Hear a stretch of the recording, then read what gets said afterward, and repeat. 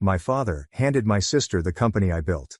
I walked away, joined our biggest client, and watched the firm that ignored me collapse without me. For 14 years, I worked for Matthews Commercial Construction, my family's firm. I began as a worker during summer breaks when I was 22, learned estimating in college, and finally became the operations manager after graduating with an engineering degree. Clara had been living her life in New York, following a marketing profession and taking infrequent vacations, whilst I had been here developing, growing, and sacrificing. Ethan, my father's voice cut through my thoughts. Did you hear what I said? I blinked, concentrating on the three faces that had turned toward me. Sorry. What? I said, this doesn't change your position with the company. You'll still be operations manager. Dad's tone was comforting, as if he was doing me a favor. Clara will be taking over as CEO when I retire next year, but your role is secure. My sister grinned at me with a mix of sympathy and triumph. At 34, she was 2 years younger than me, but she carried herself with the assurance of someone who had just been given the keys to the kingdom, which I assumed. Ethan, she replied softly and with seasoned tenderness. I hope you know how much I value your expertise. I couldn't do this without you. I glanced at her, wondering if she truly believed Clara had worked for the company for exactly 1 year. 1 year, versus 14 years. Why? The query slipped out before I could stop it. Why Clara and not me? The room went silent. Logan became really interested in organizing his briefcase. My mother's smile tightened. Dad cleared his throat. Ethan, we've discussed this. Clara has the vision for where the company needs to go. She's better with people. The clients love her. You're brilliant with operations, with the technical side, but I'm not CEO material, I concluded for him. That's not what I'm saying, he answered. But his gaze wandered away from me. Mom stepped forward. Darling, you're a crucial part of the company. You can still help from behind the scenes. Clara will need your support. Behind the scenes. The statement struck me like a physical blow. That's where I've always been, right? Behind the scenes, making things happen while others take credit. Clara stood and approached me, grasping my hands in her own. Ethan, this partnership will be amazing. You know the operations inside and out, and I can bring in the big clients. We'll be unstoppable together. I glanced into her eyes, which were the same hazel as mine and our father's, and all I saw was confidence. She genuinely believed she deserved it. Congratulations, I eventually replied, pulling my hands away from hers. If you'll excuse me, I have work to finish. I turned and went out of the conference room, disregarding my mother's calls for my name. The familiar hallway of Matthews Commercial Construction felt weird, as if I were viewing it through a stranger's eyes. Photographs adorned the walls, depicting construction projects, ribbon cuttings, and handshakes with major clients. My father appeared prominently in the majority of them. Clara appeared in several recent ones. I looked but couldn't find one with me. Behind the scenes, certainly. That night, I sat on my balcony with a bottle of whiskey and my laptop, examining project files as I had done many times before. My flat overlooked downtown, and the city lights twinkled like stars. In the distance I could see numerous buildings we'd built over the years, including the recently completed Harrington Tower, our largest project to date, and the one that established Matthews as a genuine contender for significant commercial developments. The Harrington project had been my baby since the beginning. I'd been up for 3 days straight preparing that bid, calculating costs down to the last penny, and creating the novel construction technique that had earned us the contract over organizations twice our size. Dad had been the face of the presentations, of course, but the content had been entirely mine. Clara had sent me a text message. Hey bro, I know today was a shock. Let's grab lunch tomorrow and talk through the transition. I value your input more than anyone's. I took another drink of whiskey and did not respond. My computer beeped with an email message, another issue with the West Side development that required my attention. Always something that required my attention. I had been working 70-hour weeks for years. Holidays spent on job sites, vacations cut short by emergency calls, and personal relationships sacrificed for the sake of the family business. All because I believed that one day, I will own the company. What a fool I had been. I shut down my laptop and leaned back in my chair, peering up at the night sky. A conclusion was building in my head, becoming clearer with each passing moment. If I wasn't going to inherit the company, and if all of my efforts were worth so little to my family, maybe it was time to reevaluate my level of dedication. No more 70-hour weeks. No more emergency calls in the middle of the night. I won't be sacrificing my life for Matthews Commercial Construction anymore. From now on, I would work my scheduled hours. No more or less. I would take the weekends off. I would use my vacation days, and most importantly, I would begin exploring for other options. The concept should have scared me. Instead, it felt like freedom. The next morning, I arrived at the workplace at 8 a.m. sharp. Almost an hour later than my typical start time. Several employees did double takes when I walked through the front entrance, coffee in hand. "Everything okay, Ethan?" inquired Grace, our receptionist, who had been with the company longer than I had. "Never better," I said, smiling. "Beautiful morning, isn't it?" My office was already vibrating with messages. 4 voicemails from superintendents on various job sites, 16 emails designated as urgent, and 3 project managers standing outside my door. I greeted the project managers, listened to their issues, and gave them clear, unambiguous advice in 40 minutes. No hand-holding. No assuming their troubles as mine own.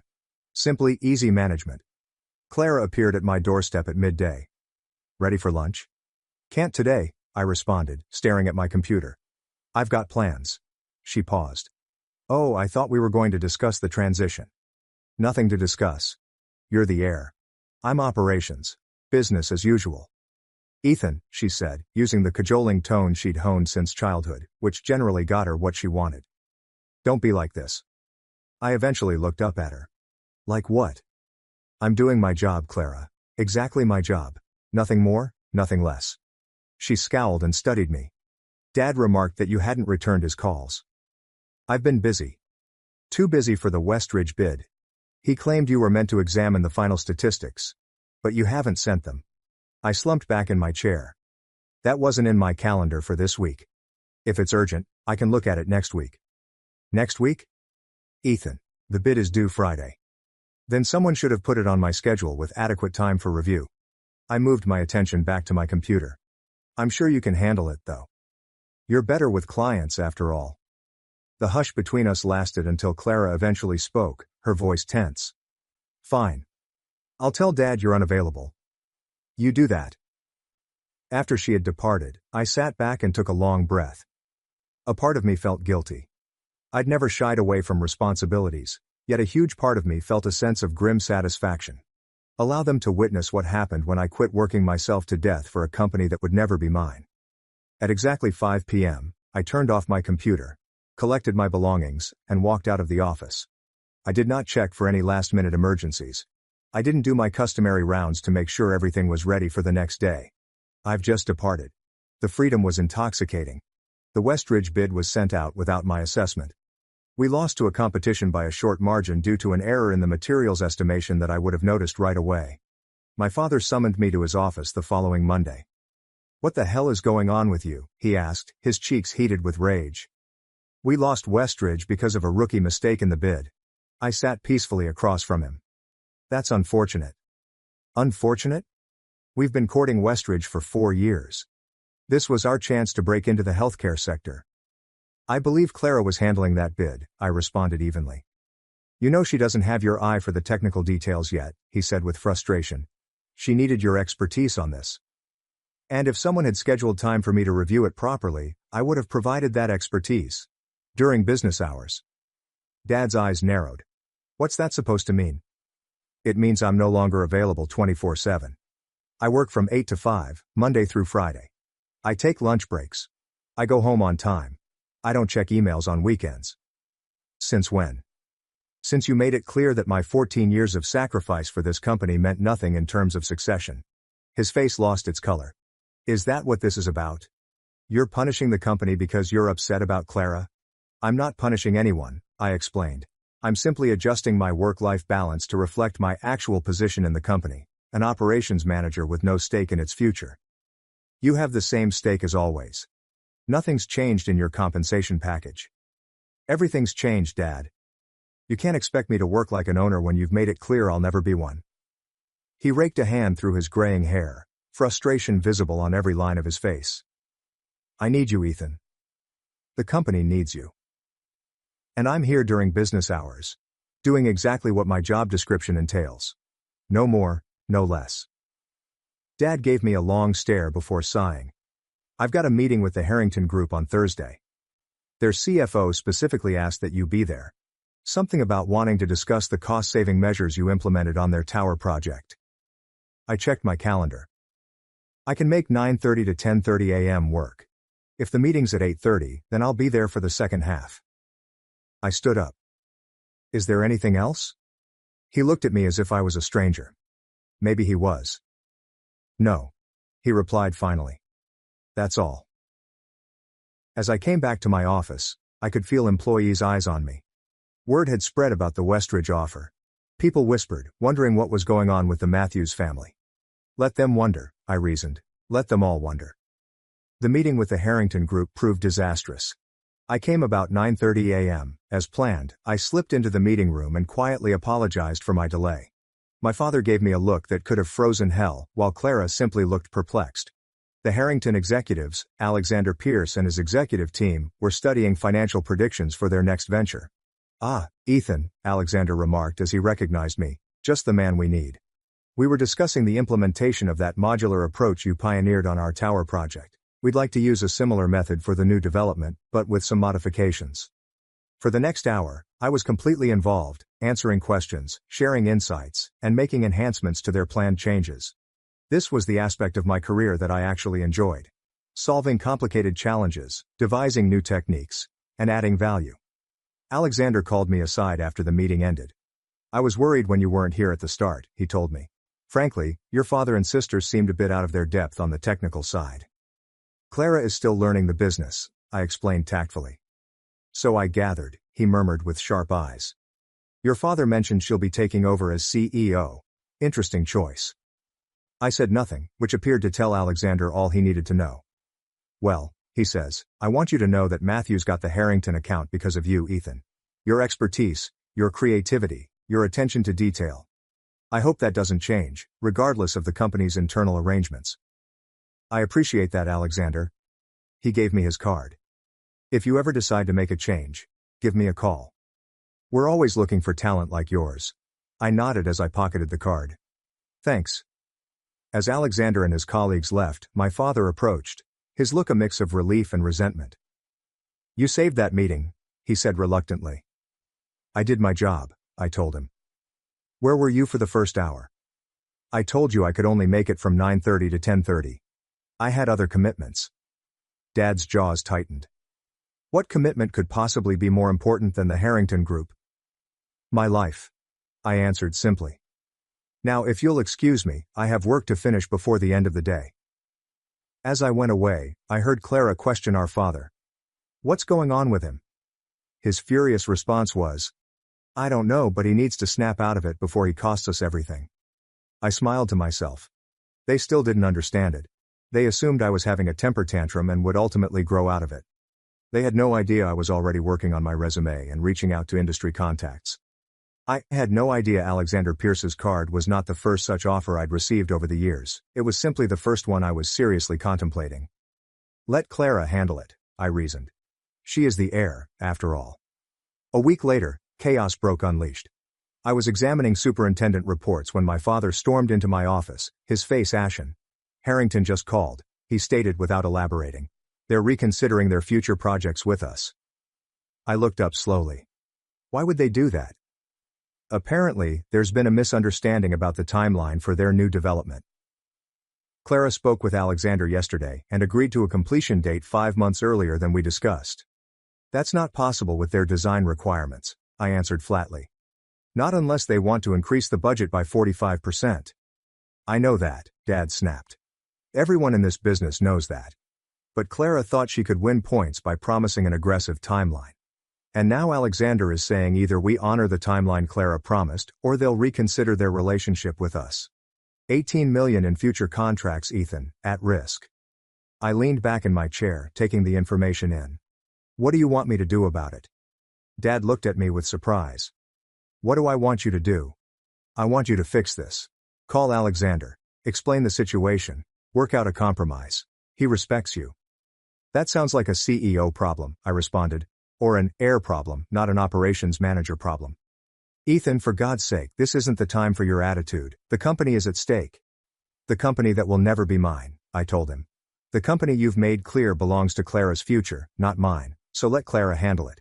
She's the heir, right? In a fit of rage, my father's face regained its color. Is that what this is about?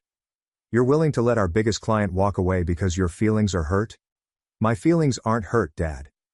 I've simply adjusted my investment in this company to match its investment in me. He raked his hands through his hair, frustrated. What do you want? A title?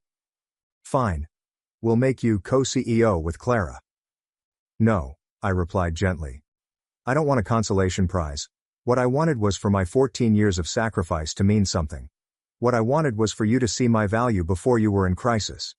Now it's too late. Dad's expression turned from angry to fearful. You can't mean that. This is your family, your legacy. No, I corrected him. It's Clara's legacy now. You made that decision, not me. He opened his mouth to answer, but his phone rang. He looked at the screen and cursed. It's Alexander. I have to take this. Good luck, I replied, returning to my work. Dad paused in the doorway, appearing bewildered in a way I hadn't seen before. Then he answered the phone, and was gone. I sat in the solitude of my office, a peculiar emptiness forming within me. I should have felt vindicated as my predictions came true so swiftly. Instead, I felt hollow. This company had dominated my life for so long. Watching it falter should have hurt even more than it did. Perhaps I had already detached myself from Matthew's construction. Maybe it was a good thing. The Harrington crisis was only the beginning. Over the next month, 3 more significant contracts failed due to client management errors. Clara, despite her apparent people talents, was drowning. She did not comprehend the technological limits that influenced our pricing and timelines. She made promises that our teams could not keep. She prioritized acquiring new clients over maintaining old ones. Meanwhile, I delivered exactly what I promised, no more, no less, than my position required. I efficiently managed activities during business hours. I did not attend nighttime client dinners. I didn't work weekends to save failing projects. I did not provide remedies to problems that were not directly under my scope. I watched the catastrophe unfold with detached curiosity, as if watching a slow-motion car collision from a safe distance. My mother showed up at my apartment on a Sunday afternoon, which she had never done before. When I answered the door, the worry lines around her eyes were the deepest I'd ever seen them. May I come in? She inquired. I moved aside and gestured for her to enter. My apartment was sparsely furnished. I hadn't spent much time here before because I was constantly working.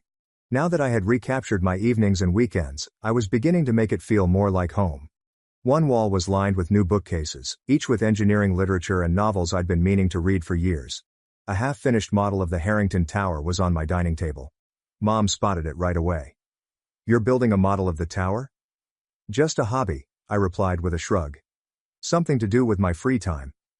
She ran her fingers over the table's edge, avoiding my gaze. Your father is worried sick. The company is in trouble, Ethan.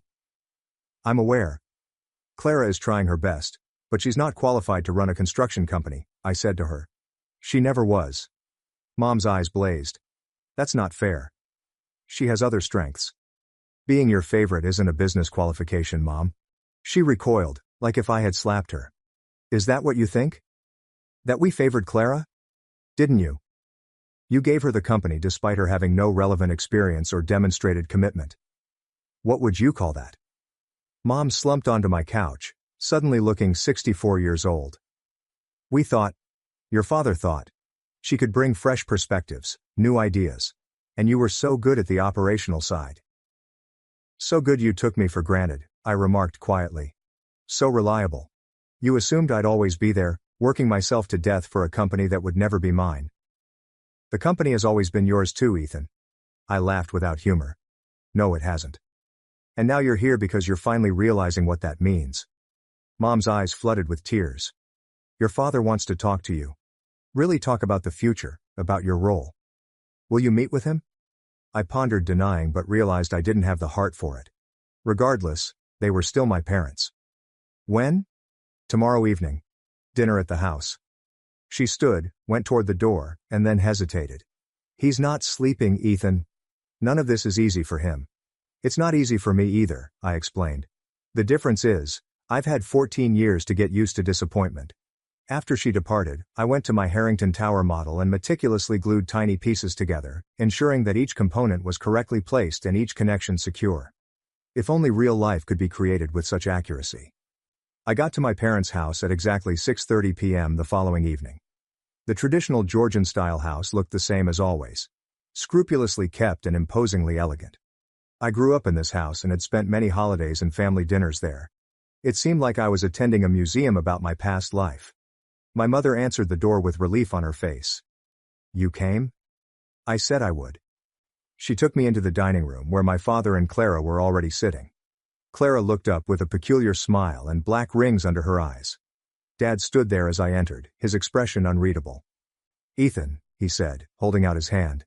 Thank you for coming. I shook his hand briefly before taking my seat across from Clara. The table was set with Mom's finest china and crystal, reserved for special occasions. A peace offering, perhaps. Dinner was a stressful affair. We made stilted small chat about the weather, my mother's garden, and anything except the company. After the dessert plates were cleaned, my father cleared his throat. I think we should discuss the situation at Matthews Construction, he told me. What situation is that? I inquired, though we were all aware. Dad's jaws tightened. We've lost 3 significant contracts in 6 weeks.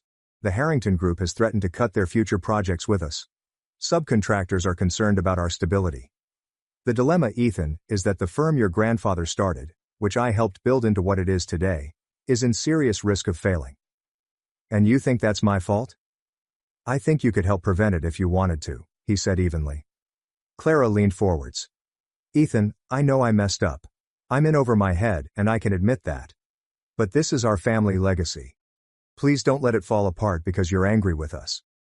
I watched my sister's face, noting her real grief and newfound humility. It's not about anger, Clara. It's about value. About recognition. We recognize your value, Dad emphasized. That's why we're here. We need you back, fully committed. On what terms? Dad exchanged glances with my mother. Equal partnership with Clara.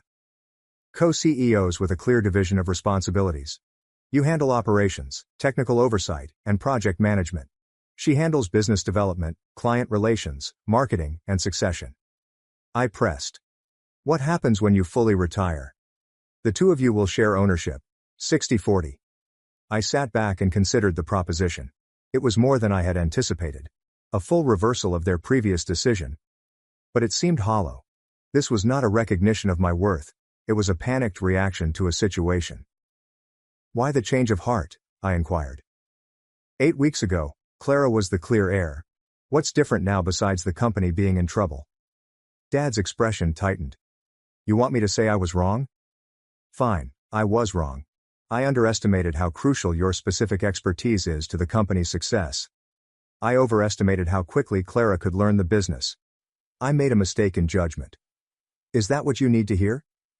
David, my mother said, resting her hand on his arm. I shook my head slowly. What I needed was for you to see my value before the crisis. To recognize my 14 years of dedication before everything started falling apart. To choose me because I earned it, not because you're desperate. So what are you saying? Father demanded. You'll let the company fail out of pride? No, I responded. I'm saying I'm done working for Matthews Construction. The hush that ensued was absolute. Clara's face wrinkled. Mom's hand rose to her mouth. Dad simply gazed, incredulity engraved on every line of his face. You can't mean that, he finally said. I do. I reached into my jacket pocket and pulled out an envelope, which I placed on the table. My formal resignation, effective 3 weeks from today. I've accepted a position with Harrington Development as their new Chief Operations Officer. Harrington? Dad's voice was scarcely audible. You're going to work for Alexander? He made me an offer I couldn't refuse. Full executive authority over operations. A significant ownership stake after 5 years. Recognition of my expertise and value from day one, not as a desperate afterthought. Clara discovered her voice. You're abandoning us, your own family? No, Clara. The family abandoned me when you decided I was only good enough to work behind the scenes while you took center stage. I'm simply recognizing that reality and making the best choice for my future. Dad moved away from the table, rage replacing shock. So that's it. 14 years, and you just walk away? To our biggest competitor, no less? I gave Matthews Construction 14 years of my life, Dad. 70-hour weeks, holidays, weekends, personal sacrifices you can't even imagine. And when it came time to decide the future of the company, you didn't even consider me. You just assumed I'd keep working myself to death to support Clara's inheritance. We've offered to fix that mistake, Mom said. Equal partnership. Equal ownership. Too little. Too late. I muttered, getting up from my chair. Ethan, please. Clara said, her voice breaking. We can work this out. The company needs you. I need you. I glanced at my sister intently. The golden child. The favorite. Always the focus of attention. For the first time, I noticed terror in her eyes. Fear and the understanding that she was out of her element. You should have thought of that before you accepted a company you weren't qualified to run. I said softly. Actions have consequences, Clara. Welcome to the real world. When I turned to leave, my father's voice halted me at the door. If you walk out now, don't expect to be welcomed back, he added, his voice full with sorrow. You're choosing to become our competitor. There's no coming back from that. I halted, resting my hand on the doorframe. I'm not your enemy, Dad. I'm just not your safety net anymore. You made your choice. And now I've made mine. The drive home felt weird. I felt lighter than I had in years, as if a burden I had carried for so long had finally been lifted. There was also despair, because the familial relationships would never be the same. For the dream of leading Matthews Construction, which had perished 8 weeks prior. But largely there was excitement, a new beginning, a chance to be recognized for my abilities, and to create something on my own terms. My phone buzzed with texts from Clara and my mother, pleading with me to rethink. I hushed it and placed it into the passenger seat. Their terror was no longer my responsibility. I was finally free after 14 years. My 3-week notice period was, to put it mildly, painful. My father rarely spoke to me, only interacting via harsh emails when absolutely required. Clara swung between anguished appeals and chilly stillness. The office was buzzing with rumors and curiosity. I worked hard to document all of my processes to ensure a smooth transition for whoever took over my responsibilities. Despite everything, I did not want Matthews Construction's employees to suffer as a result of my family's faults. Many of them had been with the company for years, and they deserved better than to become casualties in a family power struggle. Grace prepared a modest farewell gathering for me on my last day. The majority of the staff attended, but my family was notably absent. Longtime colleagues exchanged handshakes, best wishes, and even a few tears. I committed to stay in touch, understanding that certain friendships would survive the move while others would not. As I was packing the last of my personal belongings into a box, my father stepped in the doorway to my office. I thought you'd be gone by now, he remarked, his tone deliberately bland. Just finishing up. I shut the box and faced him. Was there something you needed? He walked carefully inside the room, glancing around at the now bare walls that had once displayed my engineering degrees and project images. The Harrington Group officially notified us they won't be pursuing additional projects with us. I'm sorry to hear that. Are you? His gaze met mine, probing. I nodded. Alexander made it clear they're following me to my new position. He nodded slowly, as if he had anticipated this response but hoped for something different. You always were a man of your word. That's something I always admired about you. He extended his hand. After a few hesitation, I shook it. Good luck, Ethan. I mean that. Thank you. I wish the same for Matthews Construction. As he turned to leave, he stopped in the doorway. The door isn't closed forever, you know. If things don't work out at Harrington, if you ever want to come home. This isn't my home anymore, Dad. You made sure of that. He flinched slightly and nodded in response. Goodbye, son. Goodbye, Dad. After he departed, I stood in the empty office for a long time, memories flooding through me. My first day as operations manager, late evenings going over bids, and the jubilation when we won the Harrington Tower contract. I had spent so much of my life within these walls. But that chapter was coming to a close. It was time to compose another one. I grabbed my package and walked out, nodding goodbye to Grace as I passed the registration counter. Outside, the afternoon sun shone brightly, and the future stretched before me like an open road. My phone vibrated in my pocket. Alexander Pierce is presumably calling to confirm my start date on Monday. As I carried my box into the car, I noticed the Matthews Construction sign over the door. The family name that had defined me for so long. My heritage, my burden, my almost legacy. Not anymore. I got in my car and drove away without looking back. I'm no longer playing a supporting role in my own story. No longer taken for granted but valued for who I am and what I can achieve. It was not the ending I had envisioned for myself. It was better. A start of my own making. Let Clara handle Matthews Construction. She was the heir, after all. But I was finally free. 8 months later, I stood in Alexander Pierce's office, overlooking the metropolitan skyline. The Harrington Tower glittered in the afternoon sun, a tribute to what I could achieve when my abilities were recognized. The board approved the expansion plan, Alexander explained, sliding a document across his desk. They were particularly impressed with your efficiency projections. We're greenlit for the West Coast offices. I leafed over the records, a sensation of accomplishment filling my heart. In half a year, I had revolutionized Harrington's operations, streamlining processes and implementing innovations that raised profitability by about 25%. That's great news, I said. When do we break ground? Next month, and they want you to oversee the initial setup personally. Alexander sat back in his chair and studied me. You've exceeded every expectation, Ethan. I knew you were good, but this. He pointed to the performance reports on his desk. This is exceptional. Thank you for the opportunity to prove it. No need for thanks. In business, recognizing talent is just good sense. He hesitated, his expression becoming intrigued.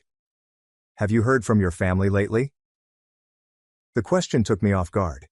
I'd managed to avoid thinking about Matthew's construction, my parents, or Clara for weeks at a time. Not directly, no. I heard through the grapevine that they're struggling. Lost the Westmore project to Klein and Associates last week.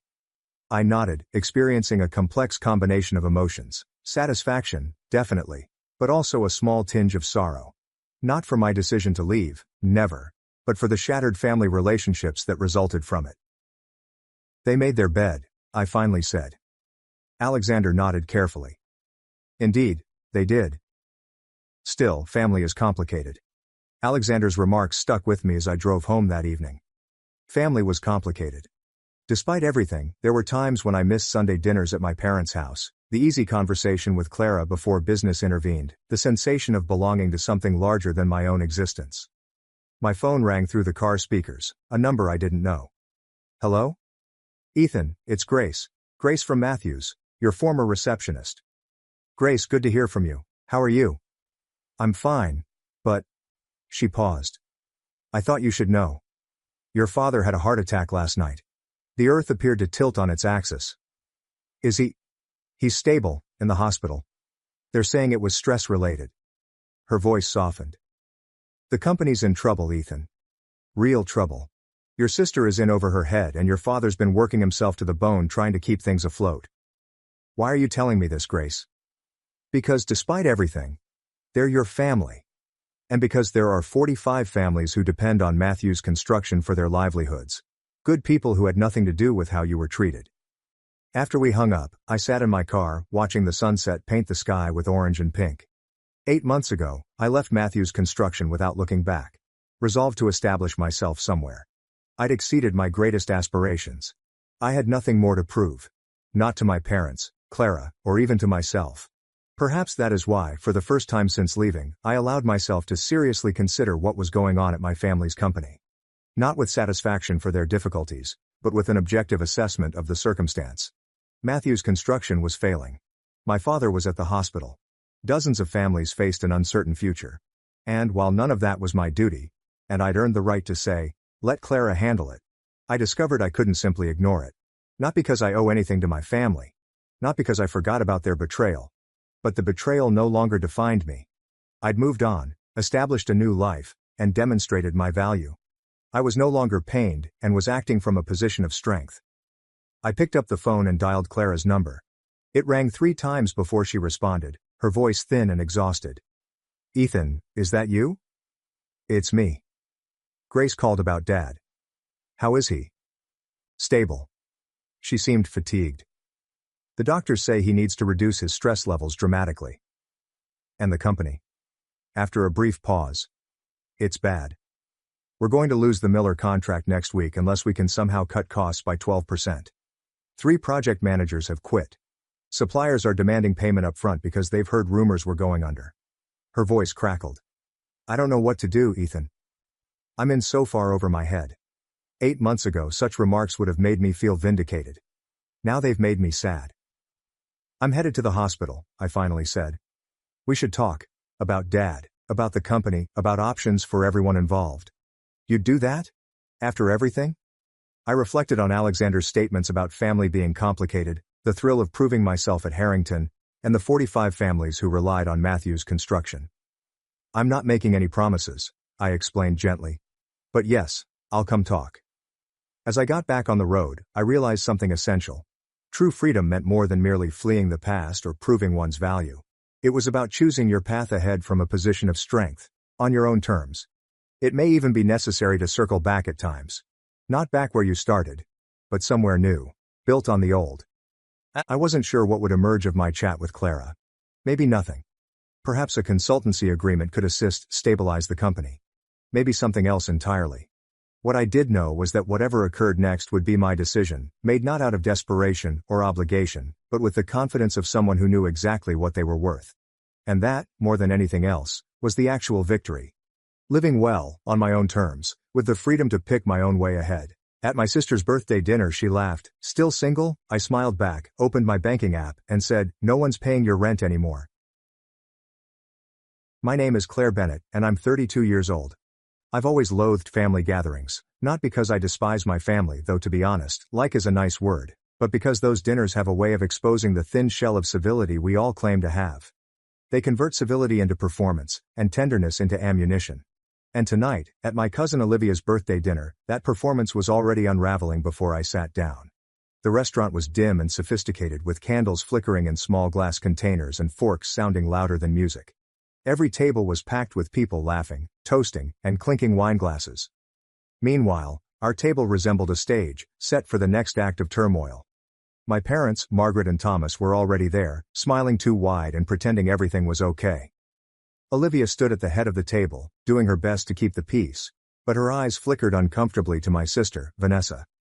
Vanessa, of course, was enjoying the attention. Excellent hair, excellent smile, and perfect illusion. I recognized that look, her version of confidence. Underneath it was desperation, the kind that thrives on being noticed, even if it means causing someone else to bleed. Claire, over here, my mother called as I stepped in. Sit next to your sister. Of course. Why not make me the emotional target before the appetizers arrive? I took a seat, smiled pleasantly, and reached for the menu. I promised myself that I would get through the evening peacefully. Smile, nod, pay my portion, and head home. That was the plan. But Vanessa had different intentions. She reclined back in her chair, crossed her legs with the languid confidence that only freeloaders appear to possess. She smirked loudly enough to be heard by half the table. Are you still single, see? Guess no one wants to date a control freak. The table fell silent for a half-second before my parents laughed. Dad shook his head, as if he'd just heard the punchline to a harmless joke. Vanessa, behave, he murmured. But his smile remained. My cheeks burned. Not from humiliation, but from the steady, familiar rage I'd spent years learning to tolerate. I forced a smile. You're right, I murmured gently, tilting my head. No one wants to date a control freak. After a brief pause I added, just like no one wants to pay your rent. Her smirk faded. What? She remarked, half joking. I leaned in, smiling. Oh, that's correct. It comes from me. For a moment, no one spoke. The air appeared to tighten around the table. Mom froze mid-sip. Dad's hand remained motionless on his drink. Even Olivia looked up, her eyes wild. I retrieved my phone from my purse and unlocked it with a quiet click. Actually, I said, it used to come from me. After a few simple touches, I launched my banking app. One swipe, 2 taps, and the rent transfer is gone. After a couple more swipes, the utility card paused. Done. I stated simply, placing the phone face down next my plate. The stillness that ensued was not unpleasant. It was beautiful. Vanessa's face had lost its color.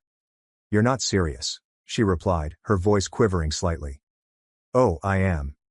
See, this is not funny. I am not laughing. Dad cleared his throat. Claire, this isn't the time or place. No, I replied gently. It's the exact time and location. You all laughed as she mocked me. You all turned away as she took advantage of me. But now that I've stopped paying, it's suddenly inappropriate. Vanessa pushed her chair back, her expression tight. You are overreacting. It's only a joke. So was my financial stability, apparently. She looked to Mom for support, but Mom was staring at her wine glass, lips pressed tightly. Dad was about to reprimand me, but even he couldn't find the correct words. I sat back, relaxed and almost distant. You have been taunting me for being alone, Vanessa. But let me remind you that without me, you wouldn't have anywhere to mock me from. The sound of her chair slapping the floor relieved the tension. She up abruptly, muttering, "You're insane," and stormed out to the bathroom. Olivia's hand touched mine beneath the table. Are you okay? She whispered. I nodded. Better than I've been in years. The conversation then stalled and became disjointed.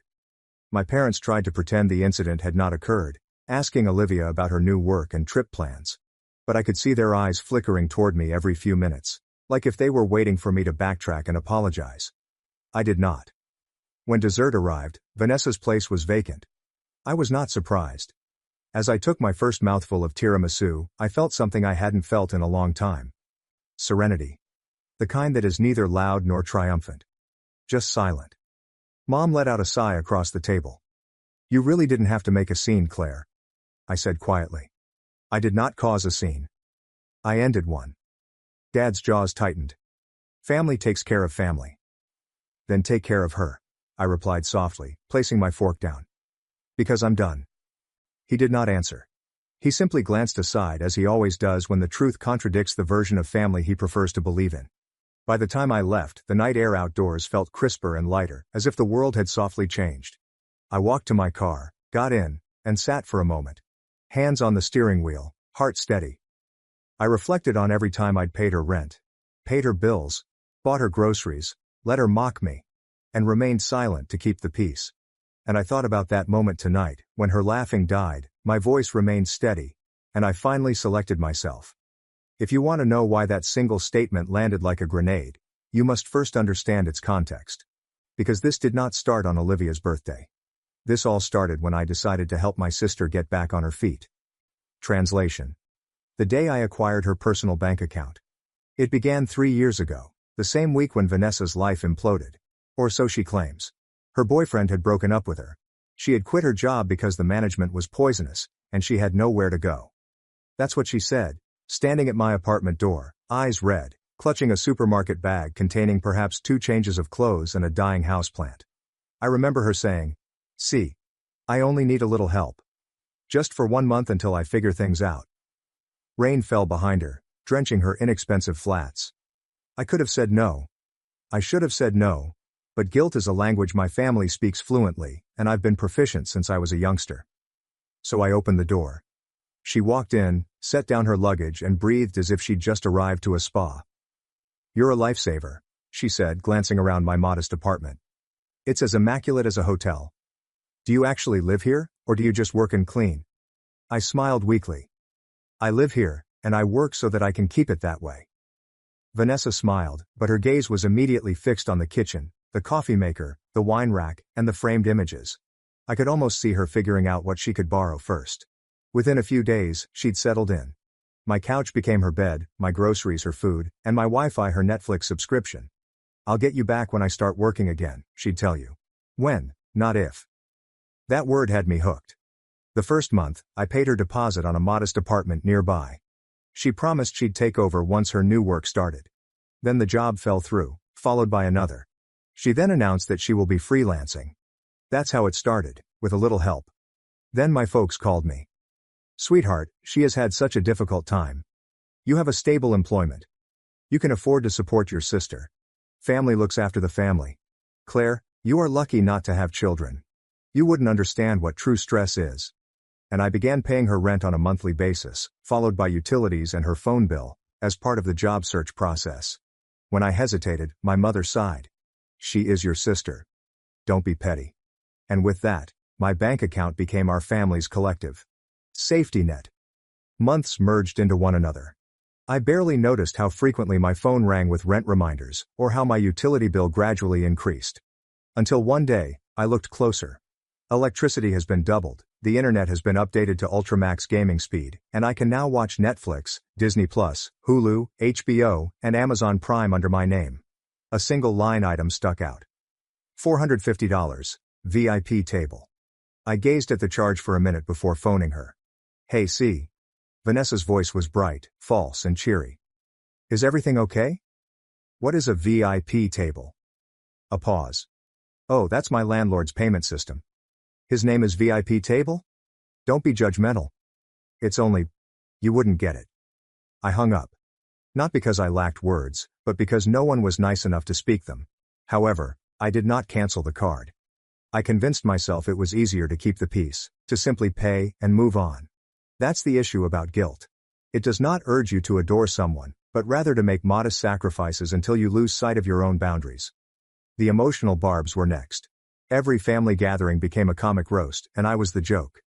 Be careful, Vanessa would say, because C might send you an invoice. Mom would laugh. Dad shook his head. I'd sit there smiling firmly, pretending it didn't hurt. But it did. Then one afternoon, an email appeared. Subject: Notice, late rent payment. Tenant, Vanessa Bennett. It came from her building manager and addressed to me. I reread it 3 times. My name was placed as a secondary contact. My heart fell. I called her immediately. Why am I receiving rent notices for you? It's a mistake, she replied hastily. I already paid. Really? Because my account says that the transfer went through and then went back out to someone named Logan Reese, she yelled. Don't be classist. No, Vanessa, that is not classism. That is theft. She hung up. That Sunday, I printed the email and took it to lunch at my parents' home. When everyone had sat down, I placed it in the center of the table, like evidence in a trial. What is this? Dad inquired, frowning.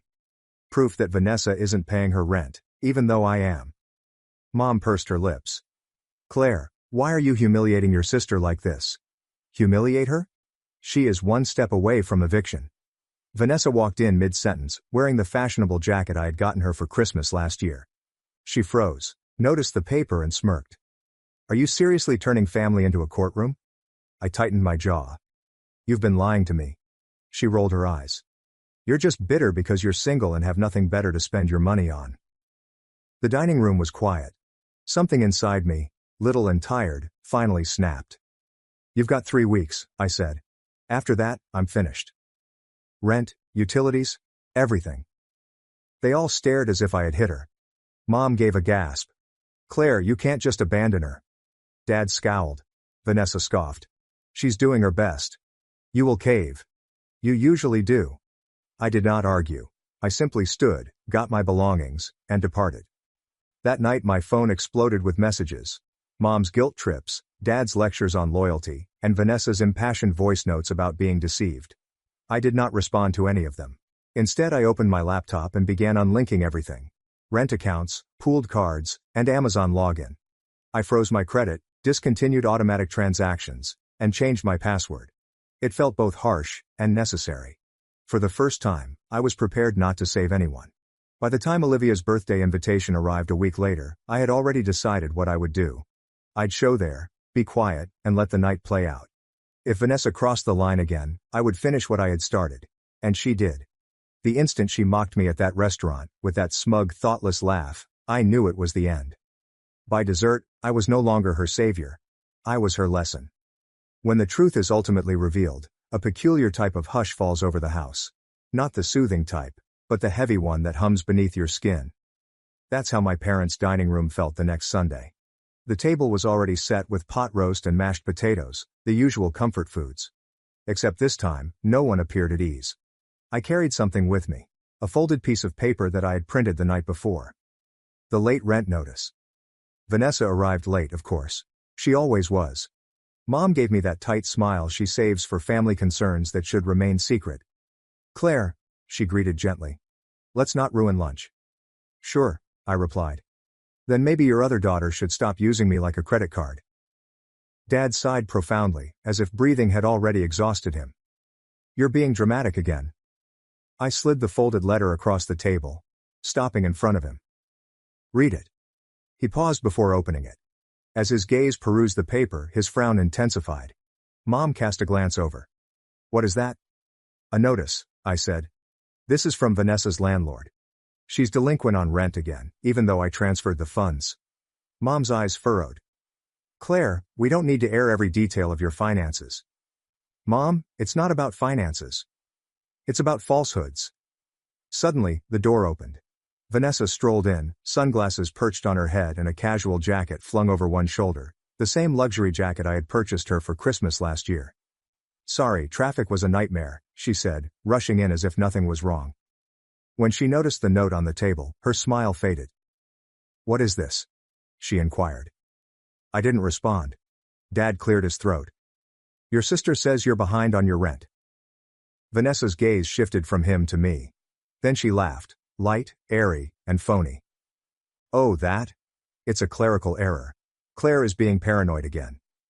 "Then explain why my transfer went through and disappeared into someone named Logan Reese's account," I replied with a firm voice. Her smile froze. "Wow, you actually checked all of that. Creepy, huh? You can call it anything you want, but I'm tired of paying for your mistakes." Vanessa scoffed. "Oh, please. You believe you're so great since you have a small job and a clean flat. Claire, you're miserable." "Everyone knows it," my mother hissed. "Girl, stop." But I had already stopped. "At the very least, I pay for my own life." Vanessa leaned forward. "You're just jealous." "Of what?" I asked gently. "Do you have any unpaid bills? Your phony luxury lifestyle?" Her face turned crimson.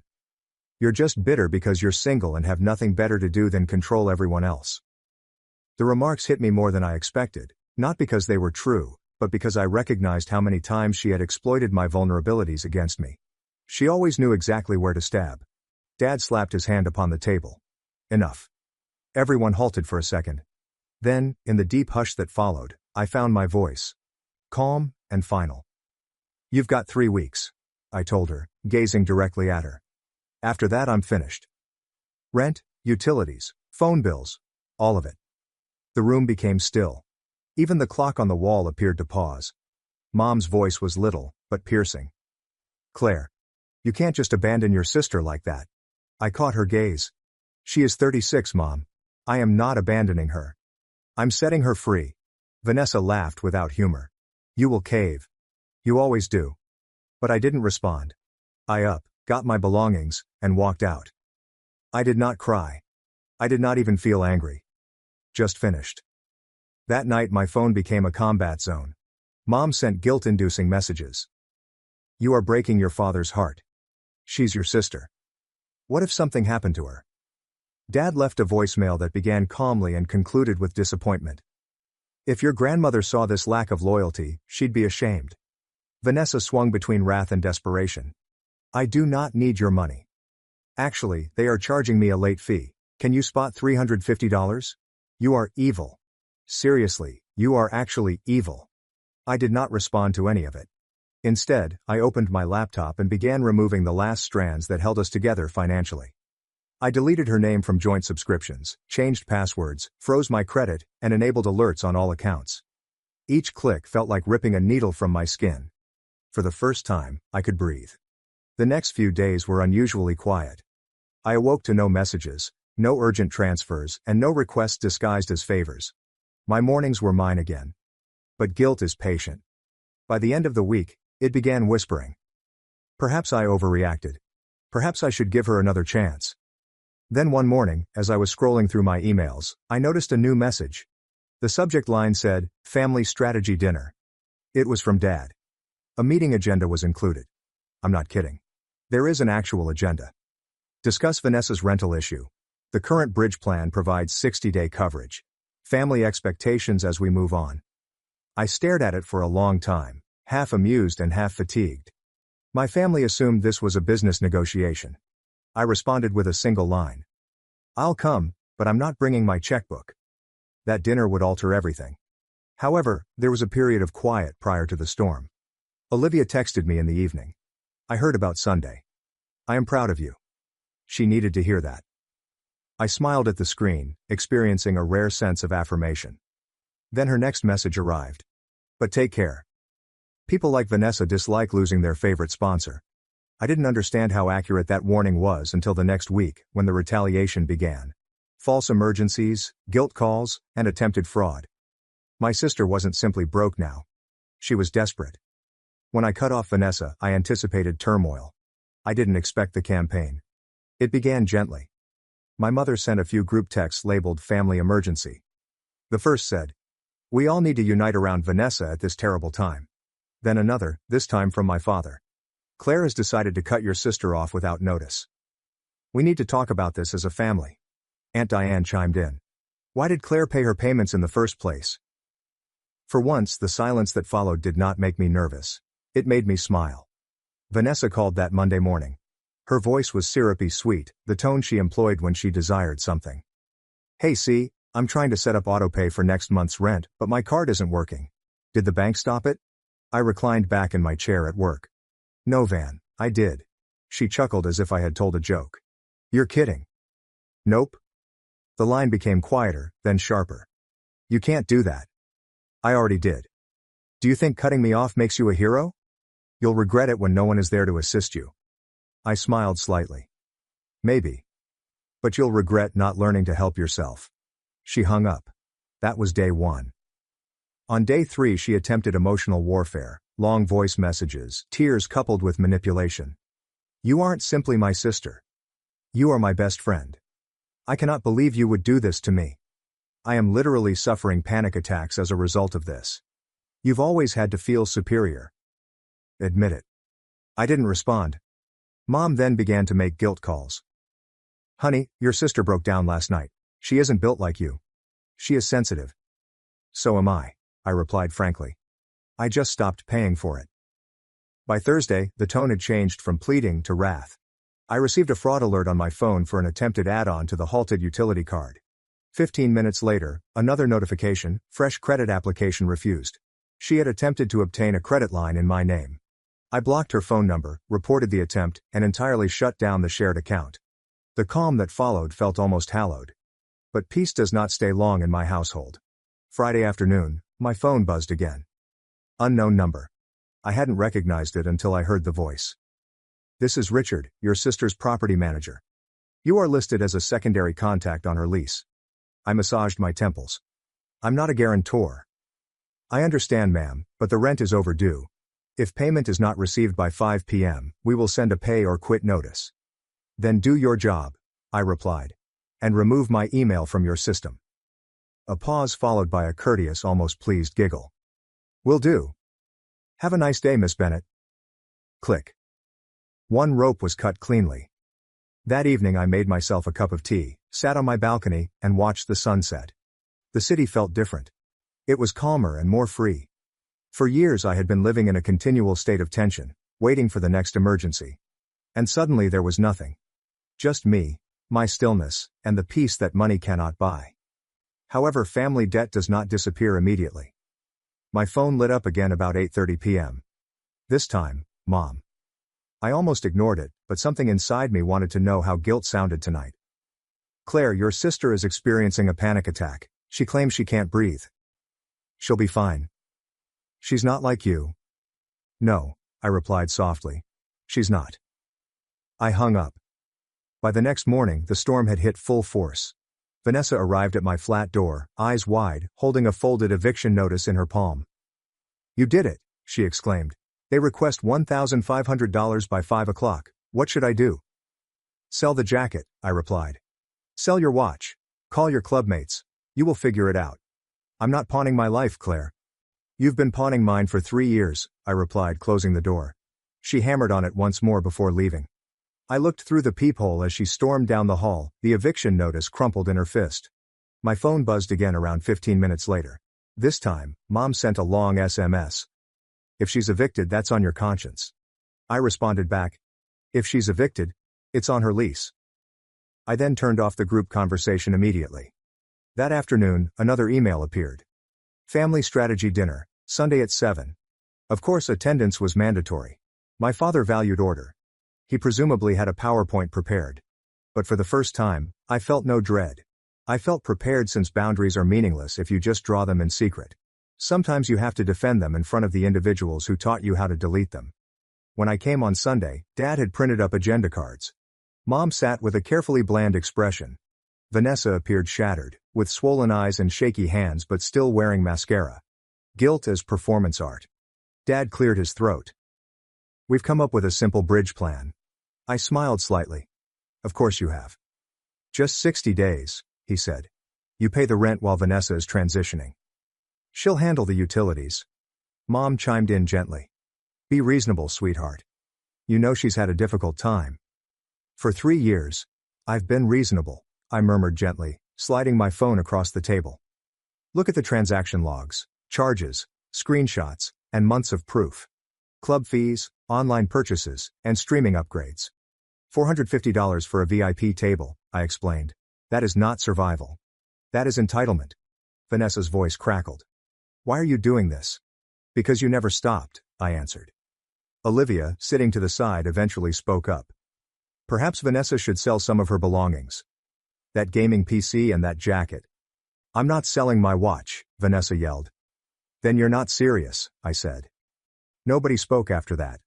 In the end, Vanessa sold the jacket and the gaming setup, borrowed the rest from friends and paid her own rent. She did not thank me, and I didn't need her to. That night I returned home, made another cup of tea, and sat by the window. I looked around my apartment. It was peaceful, clean, and finally my again. There are no notifications, no emergencies, and no invisible debts. For the first time in years, my life did not revolve around someone else's chaos. That was my. It's surprising how peaceful things may feel after years of tumult. There were no calls, guilt, or panic notifications on my phone, only silence. Not the hefty sort, but the one that hums lightly like a fresh start. A week after the strategy meal, I got up at 6:30 a.m. Out of habit, I anticipated the usual anxiety, an overdraft alert, a note from Vanessa, something to address. But there was nothing. My hands did not shake when reaching for the phone. My coffee did not taste of tiredness. It simply tasted like coffee.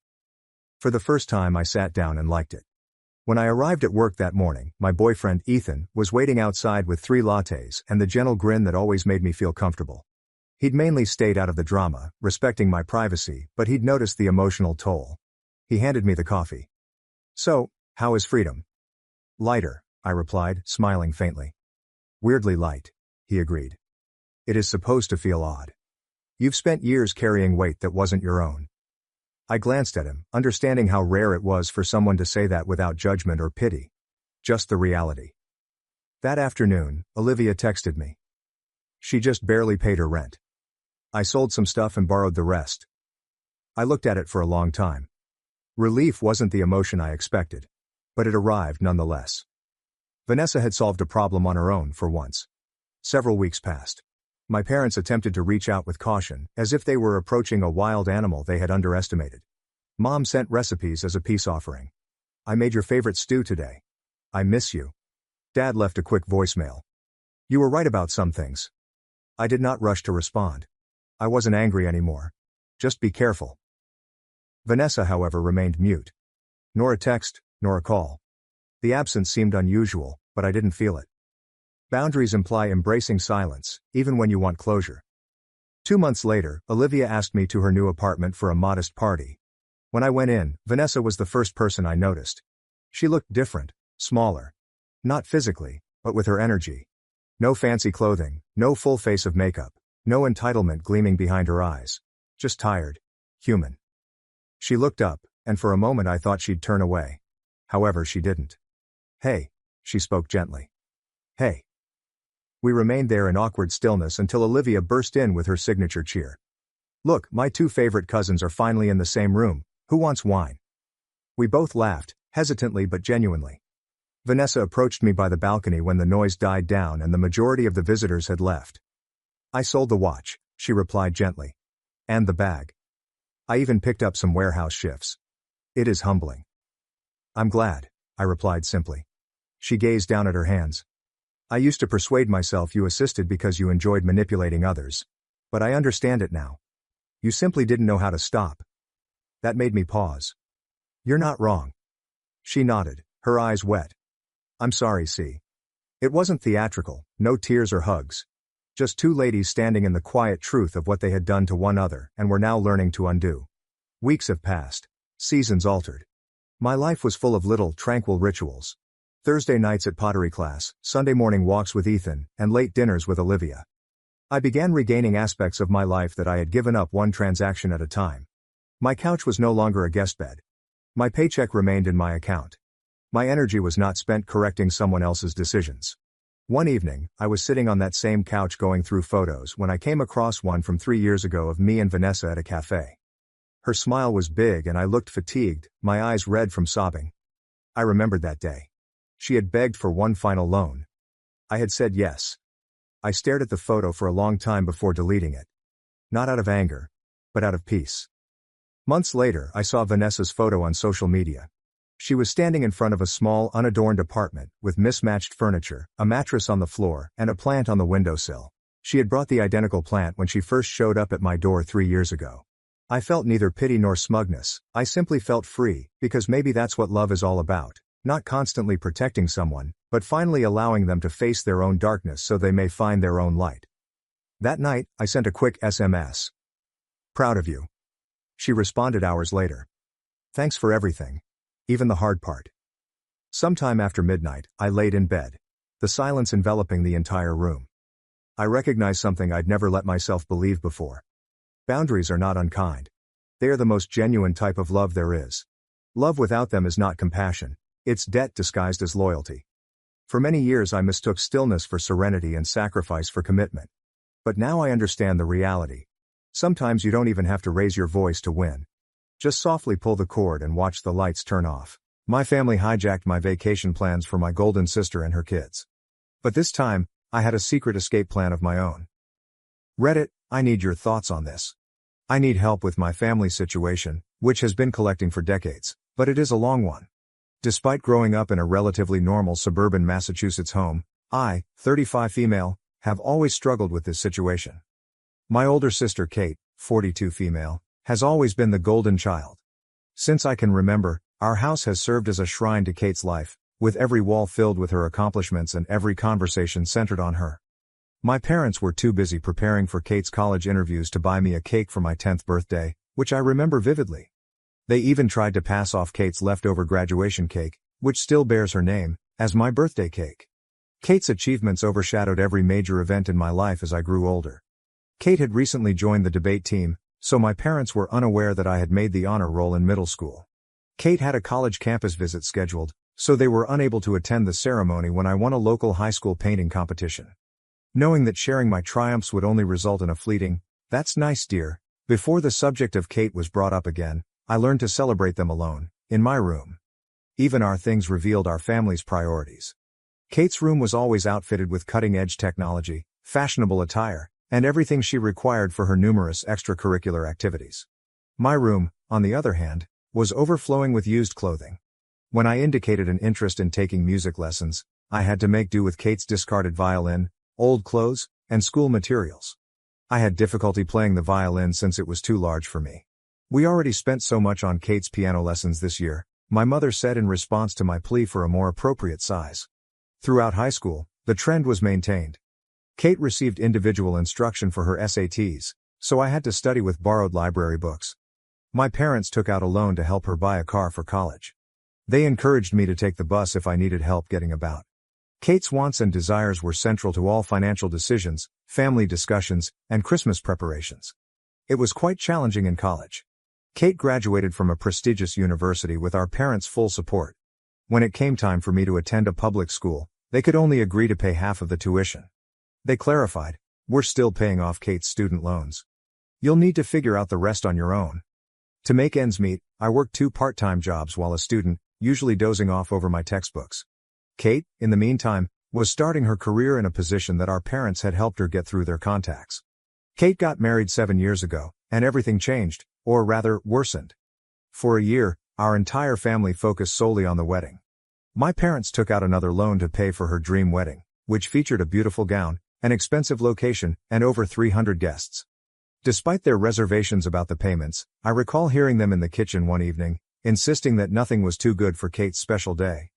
Was there any doubt that she was her maid of honor? I was expected to organize bridal showers, plan a luxurious bachelorette party, and handle any small issues that arose. When I expressed my stress about handling these commitments while working a full-time job, my mother urged me, "Don't be selfish, Elizabeth. This is your sister's special time." The twins followed. Kate's parents were overjoyed when she announced she was having twins. Even though they were still repaying their wedding loan, they contributed to the down payment on a nearby home. On the day they signed those contracts, I saw them spend their retirement funds, which they said they couldn't access when I needed help with college. They argued that this was different. This is for our grandchildren. So, who was the default babysitter? Yes, I do. It began as occasional babysitting. The request, Elizabeth, could you watch the boys for a few hours? Became a weekly practice, then expanded to evenings when they had appointments. My parents supported this arrangement, saying, this is what family does. Kate and her husband Jack, 43 male, felt that I would always be there to help them if I tried to object. Even while I adore them, the twins, who are now energetic 7-year-olds, are exhausting. Every weekend, Kate drops them off unexpectedly at my house, generally under the guise that she needs me time, or has important errands to run. The lads run wild, turning my modest apartment into a disaster. Kate begins crying about how overwhelmed she is when I try to establish limits or request ahead notice, and my parents criticize me for not being supportive. I worked a lot of overtime to establish myself in the marketing sector. I just received a promotion offer that involved longer hours and more travel. My mother said, but what about the twins? Your sister needs you here. Kate added, you can't take that job, Elizabeth. Who will help me with the boys? When I brought up the subject during a family dinner in the hopes of earning some compliments. It appears that my time, profession, and life are entirely irrelevant. My father adds, family should come first, Elizabeth. My mother constantly says, your sister has 2 children to look after. You don't know what tired really means. When I tried to explain how overwhelming it all is, Kate accused me of being envious of her life and her children. She said, you're just bitter because you're still single, as if my marital status was the primary element determining my worth as a person. Following a particularly stressful weekend with the twins, I decided to finally indulge myself to a beach trip last month. They successfully ruined my laptop and left permanent marks on my couch. I knew I needed a getaway. I discovered a modest, unpretentious resort in Florida that was excellent for a relaxing getaway. My mother's eyes shone as I mentioned it at our weekly family dinner. Oh, that's perfect, we should all go together. The twins would love the beach. Kate had started organizing events before I could protest. She said, you can take the boys swimming while Jack and I have some alone time, as if my trip would automatically convert into a time for them to be cared for. Of course, in exchange for my aid with the twins, my parents offered to upgrade my reservation to a higher-end resort where they could all stay. Totally disregarding the fact that this was supposed to be my vacation, they began planning activities and vacations based on what the twins wanted. I made a decision that changed everything as I was lying in bed that night. I booked a separate resort on a quiet tiny island. I kept the change of plans a secret from everyone. I quietly began preparing by arranging time off work, packed my belongings, and ensuring that my emergency fund was available.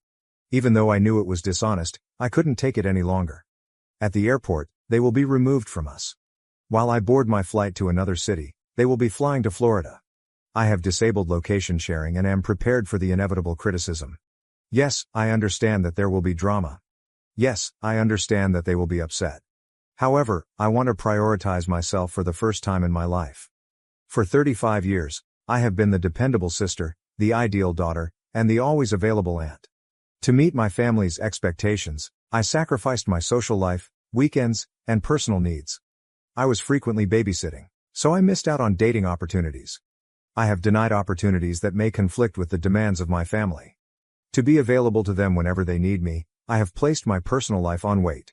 Right now, I'm fleeing a lifetime of exploitation, not just a trip.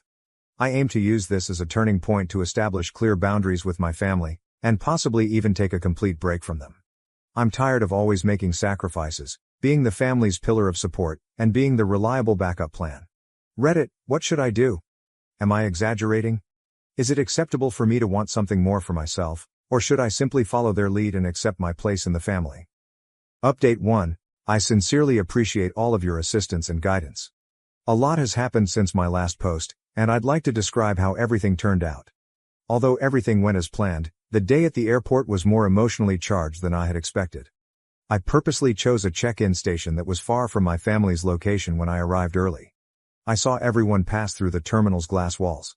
Jack checking their reservation details, my parents looking excited, Kate handling the twins, and Kate dragging luggage. As soon as they began to make their way to the check-in counter, I quietly passed through security for my own flight. When they discovered I wasn't at their gate, my phone started buzzing. The perplexed text first appeared. Where are you? Our current location is gate B12. The concerned ones ask, How are you, Elizabeth? Has anything happened? Finally, the indignant ones. How could you treat us like this? The boys are in tears. Before boarding my flight, I turned off my phone. For the first time in years, I felt an unusual combination of liberation and guilt. I had carried that guilt for the most of my life. However, what about freedom? It was exciting, and it was new. The bustling tourist spot they were headed to was nothing like the small island where my resort was located. Years of strain gone the moment I stepped onto the beach. There are no twins to babysit, no family issues to deal with, and no schedule to follow. The ocean, me, and absolute freedom. In fact, the first 2 days were hard. The twins would be having lunch now, and Kate would usually need help getting to bed at this hour, so I kept checking the time. It's difficult to overcome decades of indoctrination. However, something happened on the third day. I tried things I'd always wanted to do but never had time for. I enjoyed every minute of my ridiculous, yet entertaining surfing lesson. When I registered in a yoga class by the beach, I met a group of other lone travelers. I even went on an unplanned dinner date with a wonderful man I met in the resort's coffee shop one evening. Even though it was a simple dinner, it served as a reminder that I might live a life apart from my family. The actual test came when I finally turned on my phone after 5 days. There were dozens of voicemails, 300 plus text messages, and 147 missed calls. My mother had even called my place of employment to declare a family emergency. Fortunately, I had previously informed my supervisor that I would be taking a vacation. Some voicemails were played for me. My mother's tone shifted from concern to angry to manipulative. Elizabeth, how could you abandon your family in such a way? The twins are inconsolable. Did we raise you like this? Even worse were Kate's messages. You've ruined everything. The lads are diligent in their pursuit for Aunt Lizzie. I can't manage meetings on my own, so Jack had to reduce them. However, one communication struck a different tone. My father mailed it, although he seems unsure for once. Elizabeth, please let us know you're safe even though I don't understand what's happening. I'd never heard him speak to me without immediately defending Kate or urging me to do more before. I messaged our family group chat only once. I'm having a lovely trip and am safe. When I return, I'll contact you. Please give me room. I then ended the discussion and continued chatting to myself.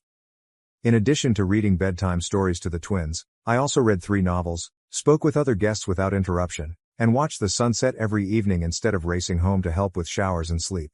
These 5 days changed my life. I began journaling to process years of suppressed emotions. I ate dinner at a small beachside restaurant last night, and when the elderly waitress noticed I was alone, she asked if I was okay with my solitude. She said something that stuck with me after I explained my situation briefly. Family is important, honey, but not at the price of your own well-being. Putting yourself first is sometimes the most daring thing you can do. When I returned home, I didn't immediately go to my place. Instead, I booked a hotel room for 2 nights to give myself time to prepare for the inevitable encounter. During this time, I updated my work emergency contacts, changed the locks on my doors, and, most importantly, put my boundaries in writing. I unintentionally liked a coworker's post on social media, which is how my family found out I was back. My mother and Kate arrived to my apartment building within hours, continually banging my intercom.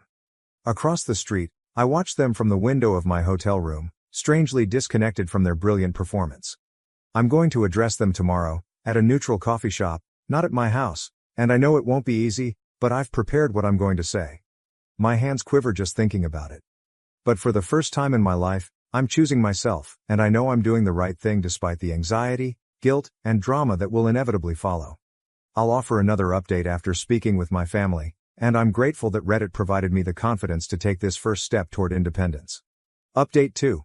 As planned, my family and I arrived at the coffee shop, and the situation became even more heated than I had anticipated. The visit at the coffee shop began sweetly enough. I arrived early and sat at a corner table where I could see the front door and the emergency exit, a habit I'd developed over years of anticipating family drama. My hands were shaking so terribly that I couldn't even grasp my coffee cup. My parents, Kate, and, surprisingly, Jack all showed up together, and I am relieved there are no twins. I lifted my hand and said what I had practiced before they began their scheduled speeches. I'm establishing boundaries, and they can't be negotiated. The next 2 hours were a masterclass in emotional manipulation. Kate started crying as she detailed how my absence had traumatized the twins, and my mother tried to inculcate guilt. Following everything we have done for you.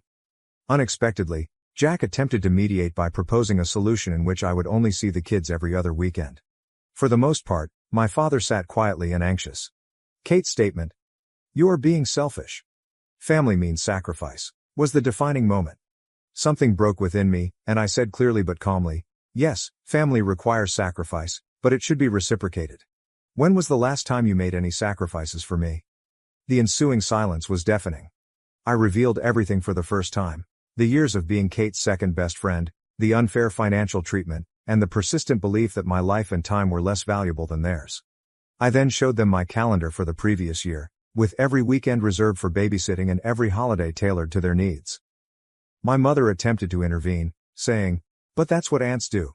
I answered by saying something I had never dared to utter before.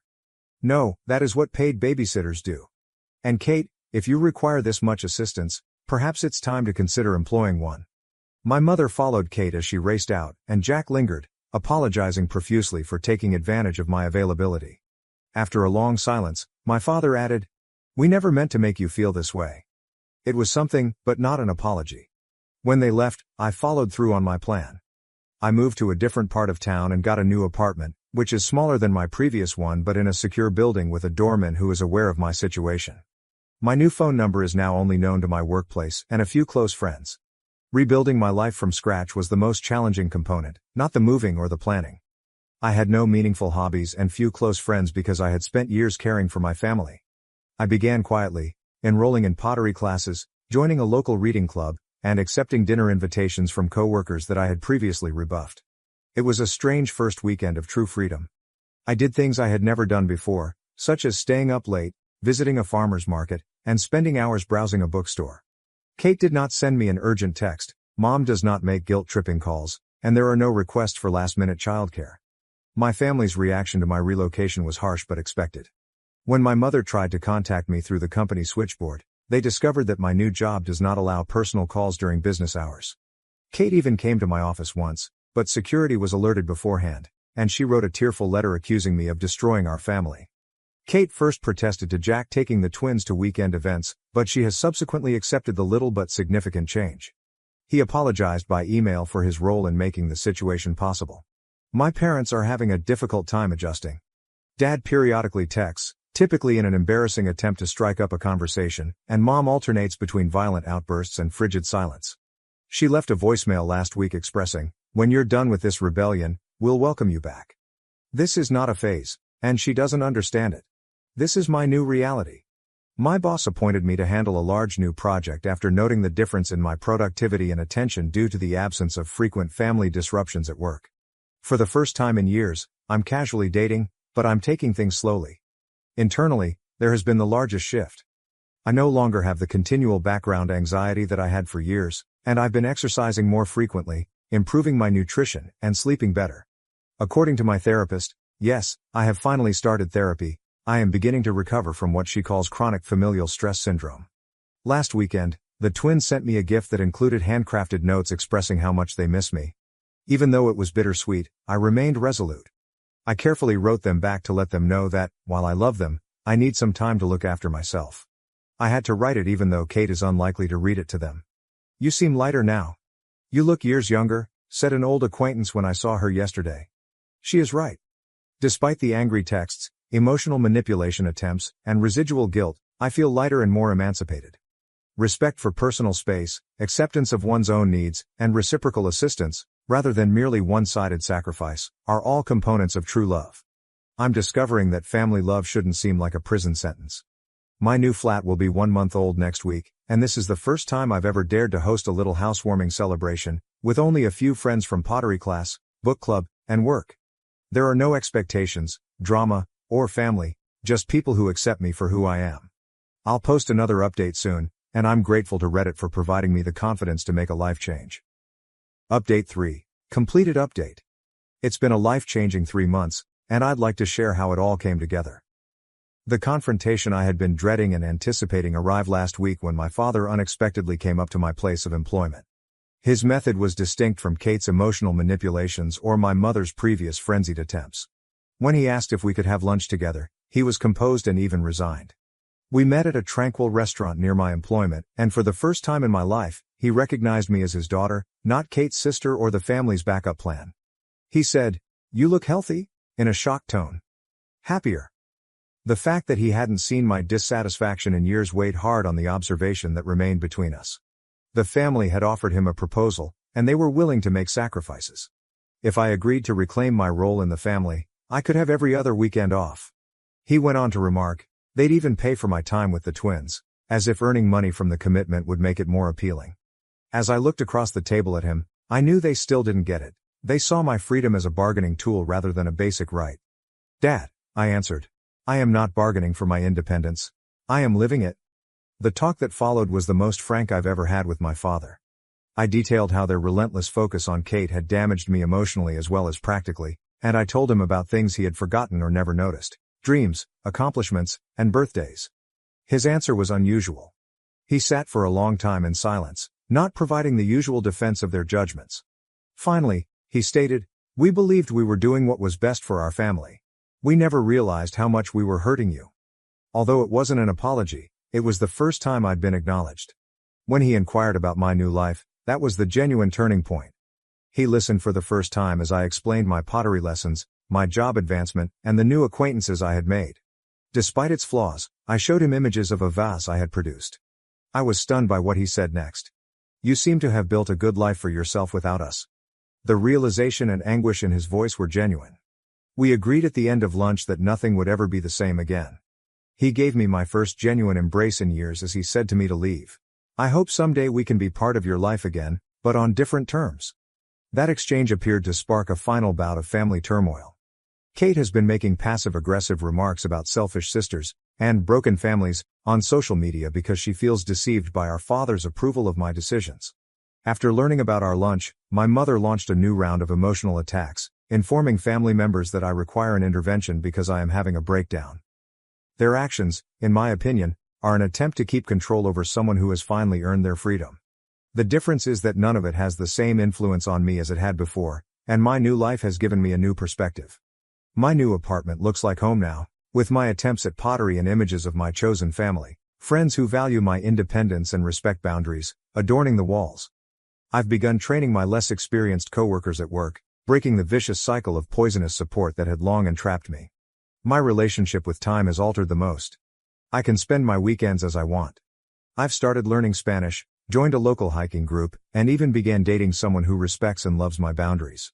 For the first time, I'm living a life that reflects who I am rather than what my family expects of me. Last Sunday, the twins sent me a handwritten card that was clearly prepared under supervision. It was packed with terrible remarks about how much they miss their aunt. Previously, this would have sent me into a dark spiral of uncertainty and remorse. Instead, I reacted with a loving yet forceful letter, expressing that while I may not be as active in their daily lives, my love for them has not changed, and that sometimes adults need to look for themselves. My therapist says I'm experiencing post-traumatic growth, which means that instead of simply moving on from the past, I'm developing something more strong and wholesome in its place. She's helped me realize that I'm not to blame for my family's dysfunction. The most recent development occurred yesterday, when Kate's husband Jack phoned me to inform me that my attitude has resulted in changes in their family, not to lay blame on me. They have finally hired part-time help to help with the twins, and he has been a more involved dad. Jack believes it is best for everyone, but Kate is having difficulty adjusting. As I write this final update, I'm sitting in my home office, preparing for a business trip next week, something I could never have done in my prior life. Behind my desk, there's a framed quote that relates to my journey. Sometimes the bravest thing you can do is set yourself free. I'd like to thank everyone who backed me and followed my story. You gave me the confidence to make my own decisions. If you're wondering if people in similar situations are selfish for wanting their own lives, remember that you're not. Being free is not selfish. Treating oneself is not mean. And establishing boundaries is not a sign of treachery. I have no idea how my relationship with my family will evolve in the future. Perhaps one day we will discover a different form of connection, one founded on mutual respect rather than duty. In the meanwhile, I'm focusing on maintaining the life I've created, including my friendships, interests, profession, and, most importantly, my sense of myself. This is not the end. It is only the beginning. For the first time in my life, I'm excited to see what happens next. I got uninvited from my mom's birthday because I didn't look good next to my sister's boyfriend. Turns out, I was actually his boss. He looked me in the eye and said, "If you still insist on coming home, then don't call me your father." 3 weeks later, the power, water, and internet in their house all shut off, on my mom's birthday. Follow my narrative, perhaps you will recognize yourself in it. Hello, this is Ryan. I'm 30 years old and reside in a little town around 40 minutes from Seattle. Every morning, I make myself a cup of coffee, put on the weather, and drive less than 10 minutes to work. I co-founded a small technology company focused on sustainable energy. Not everyone understands what I do, including my family. They still think I spend my days tightening screws and repairing machinery, which I don't mind. I have never felt the need to explain. When someone asks about my family, my parents or my sister Jessica, I smile slightly. It's been a while since we talked, I remarked, and that's it. I'm not hiding anything, but I don't see the sense in retelling it anymore. I haven't contacted them in over 2 years. No calls, texts, holidays, or birthdays, nothing. Just a long calm stretch, as if the connection between us had been severed and no one tried to repair it. I used to feel that family was everything.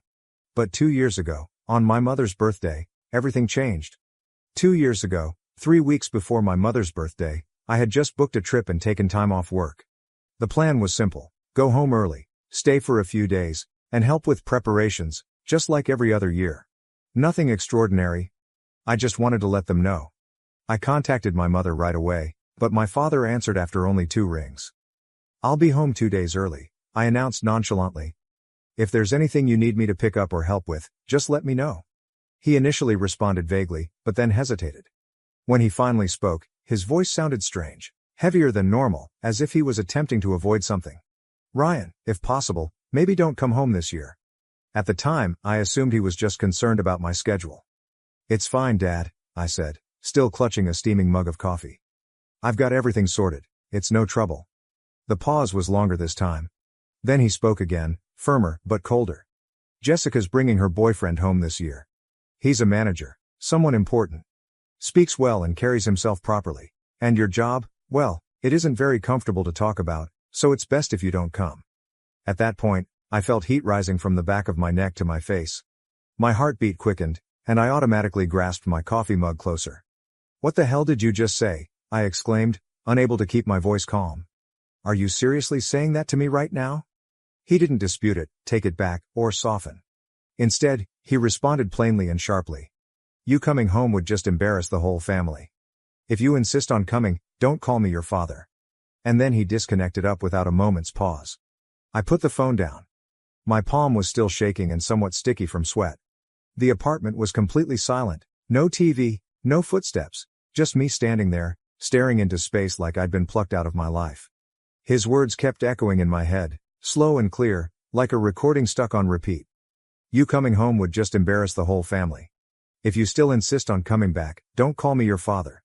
For a moment, I wondered if I had misheard him, but no. Every word and tone was cold as ice and solid as stone.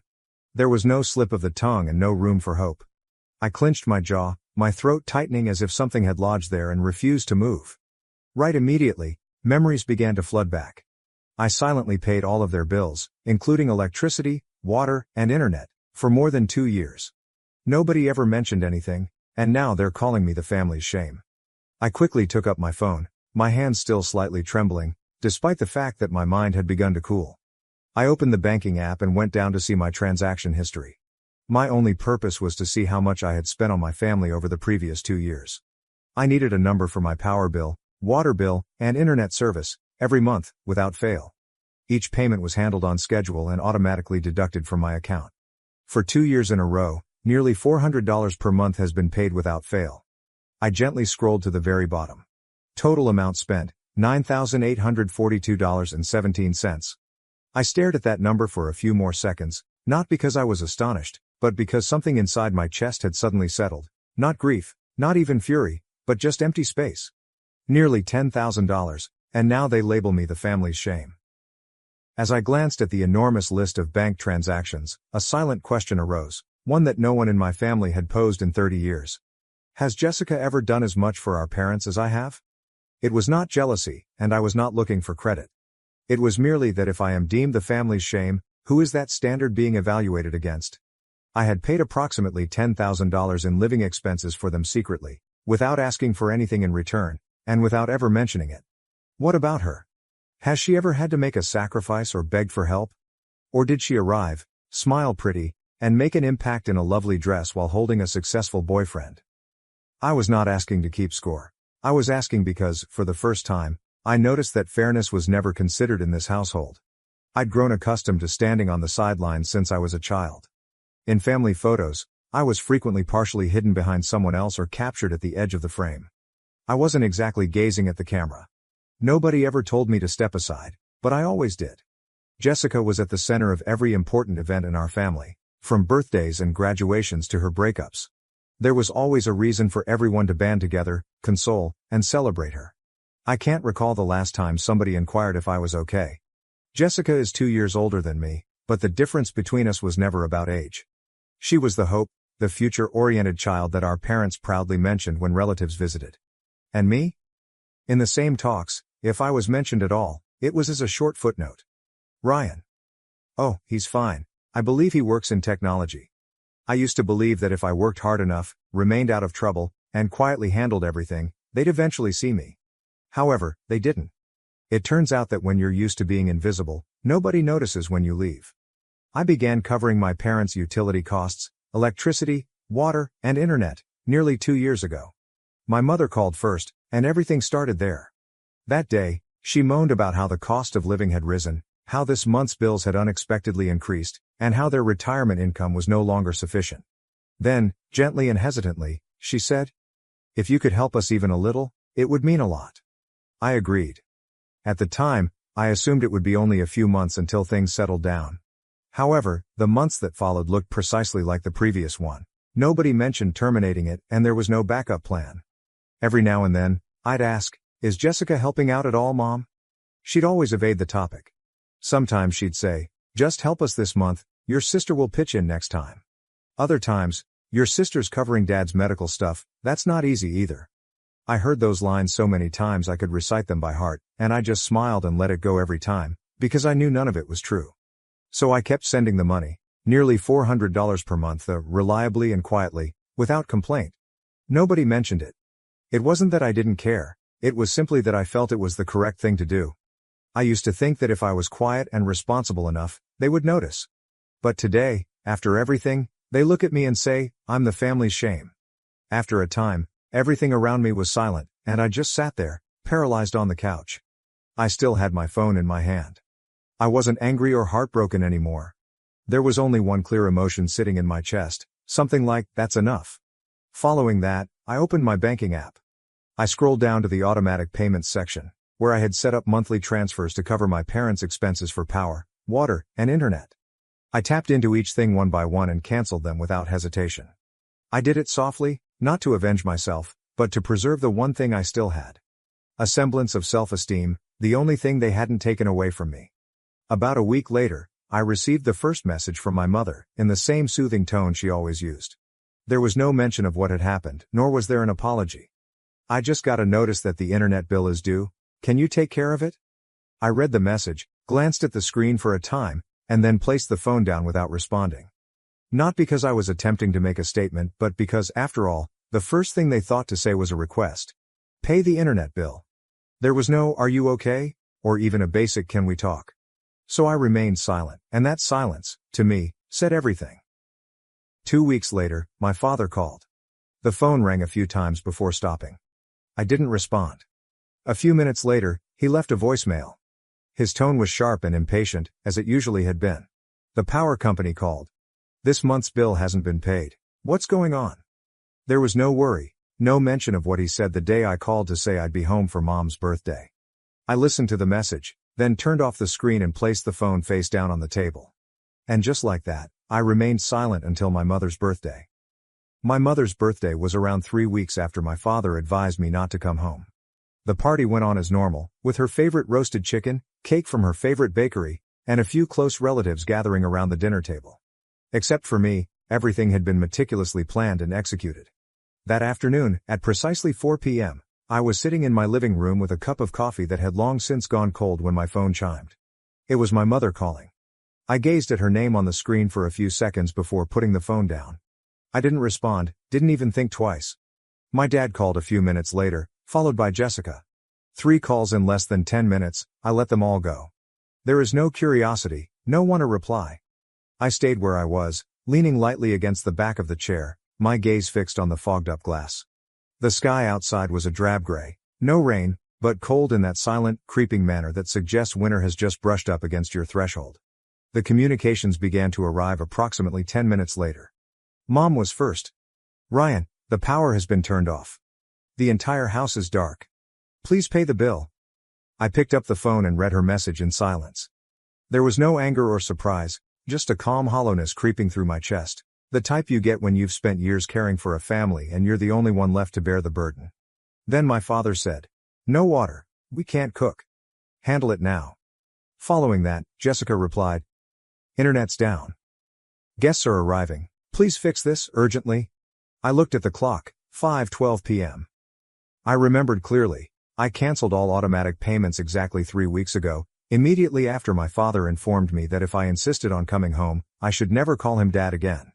And now, in the midst of the birthday party they had instructed me not to attend, everything began to shut down: power, water, and the internet. Each one vanished just when they needed it most. I didn't text back or call. I didn't feel the need to explain. I merely sat there, carefully rotating the cold coffee cup in my hands, my eyes still fixed on the window, as if seeing past all I could see. And in that moment, I realized they weren't phoning because they missed me. They were calling because there was no one left to shoulder their weight. Around 6 p.m., my phone began buzzing again, this time nonstop. Yet it wasn't my parents or Jessica anymore. It was the relatives, who only visit on holidays yet feel entitled to pass judgment. The communications arrived in waves. Some people labeled me disrespectful. One remarked openly, "You embarrassed your mother in front of the whole family." Another, more subtle but just as devastating, said, "Your sister was right, people like you shouldn't show up on a happy day." I read through each message without responding, not because quiet implied agreement, but because I'd grown tired of explaining myself to people who always chose the louder throng above what was right. I was about to put down the phone when the screen lit up again. Aunt Lauren was the only family member who still trusted me. She was calling on video via an ancient app that only she and I still used because we were the only ones who cared enough to look each other in the eyes when it counted. I paused for a bit before answering on the second ring. The first thing I saw was her face, somewhat obscured by the yellow illumination from the kitchen behind her, a location I knew like the back of my hand. Every crack in the wall and every noisy cabinet. But tonight the room felt different. There were clinks of silverware, uneasy laughs, and random small conversation in the background. She glanced at me through the screen, her eyes warm and troubled. "You're not going to pay for it, Ryan." Her tone was light, as if she were trying to figure out what was going on. I peered into her eyes, and when I finally spoke, my tone was sluggish, as if I was dragging up something I had buried for too long. "You know, Auntie, it was Dad. Told me not to come." I gulped hard. "He said if I still insisted on showing up, I shouldn't call him my father anymore." She became quiet. Her eyes changed, as if she was studying the room behind her. Right then, the call devolved into mayhem. I could hear my mother's voice through the noise. "Tell him I'm ashamed of him. On this day, of all days, how could he do this?" My father said sharply and loudly, "It's not that serious, it's just paying a few bills. What kind of man gets petty over money?" Another voice, I believe it was my uncle. "Poor Jessica, having to deal with a brother like that." Footsteps approached the camera. Jessica appeared behind Aunt Lauren, arms folded and lips twisted with annoyance. "He even picked up the call? Mom's been crying all day, does he even care? Seriously, no shame at all." I didn't say anything. I just observed and remained silent, as if it were the only way to defend myself. I departed. Just as I was ready to end the call, another face came on the left side of the screen. A young man with perfectly combed hair and a dark suit. He stared at me with confusion in his eyes, then smiled hesitantly. "Hey boss," he replied, his voice somewhat scratchy, as if he wasn't sure if the words belonged in this situation. I froze. My gaze remained fixed on the screen, and I unconsciously grabbed the phone closer. I had not expected this. Not here, not on the night when everyone felt I was too much of a shame to be invited. I stared at him for a few seconds longer, and then it all clicked. His expression, the way he spoke. Of course, he was one of the new personnel who had lately transferred from our southern branch. We'd exchanged a few emails and he'd sent me 2 reports, but I had no idea he was Jessica's boyfriend, the one everyone was trying to impress. The room behind Aunt Lauren appeared to hold its breath. I noticed her look over her shoulder, and the kitchen erupted in a frantic commotion. Then someone said quietly, "Wait, what did he just call Ryan?" Another voice followed, confused. Boss? Does that mean Ryan is Jessica's boyfriend's boss? The whispers grew like a rising wave, overlapping and uneasy. And me? I just kept looking at the screen. No nod, no denial. I am simply waiting to see where it goes. And right then, the young man stood up straighter, looked past the camera to the others in the room, and spoke plainly. In case you didn't know, I work at Pacific TerraTech. Mr. Ryan is one of the company's co-founders. His remarks were crisp and obvious, loud enough to cut through the clatter of dishes and murmuring, and the room fell into an unusual quiet. It's not awkward, simply stunned. I still did not say anything. I pushed my lips together and gave a soft nod of confirmation. He returned his gaze to the computer, eyes wide, and I said calmly, evenly, as if the words had been waiting for him, "Hope your big introduction goes perfectly." Then I disconnected up.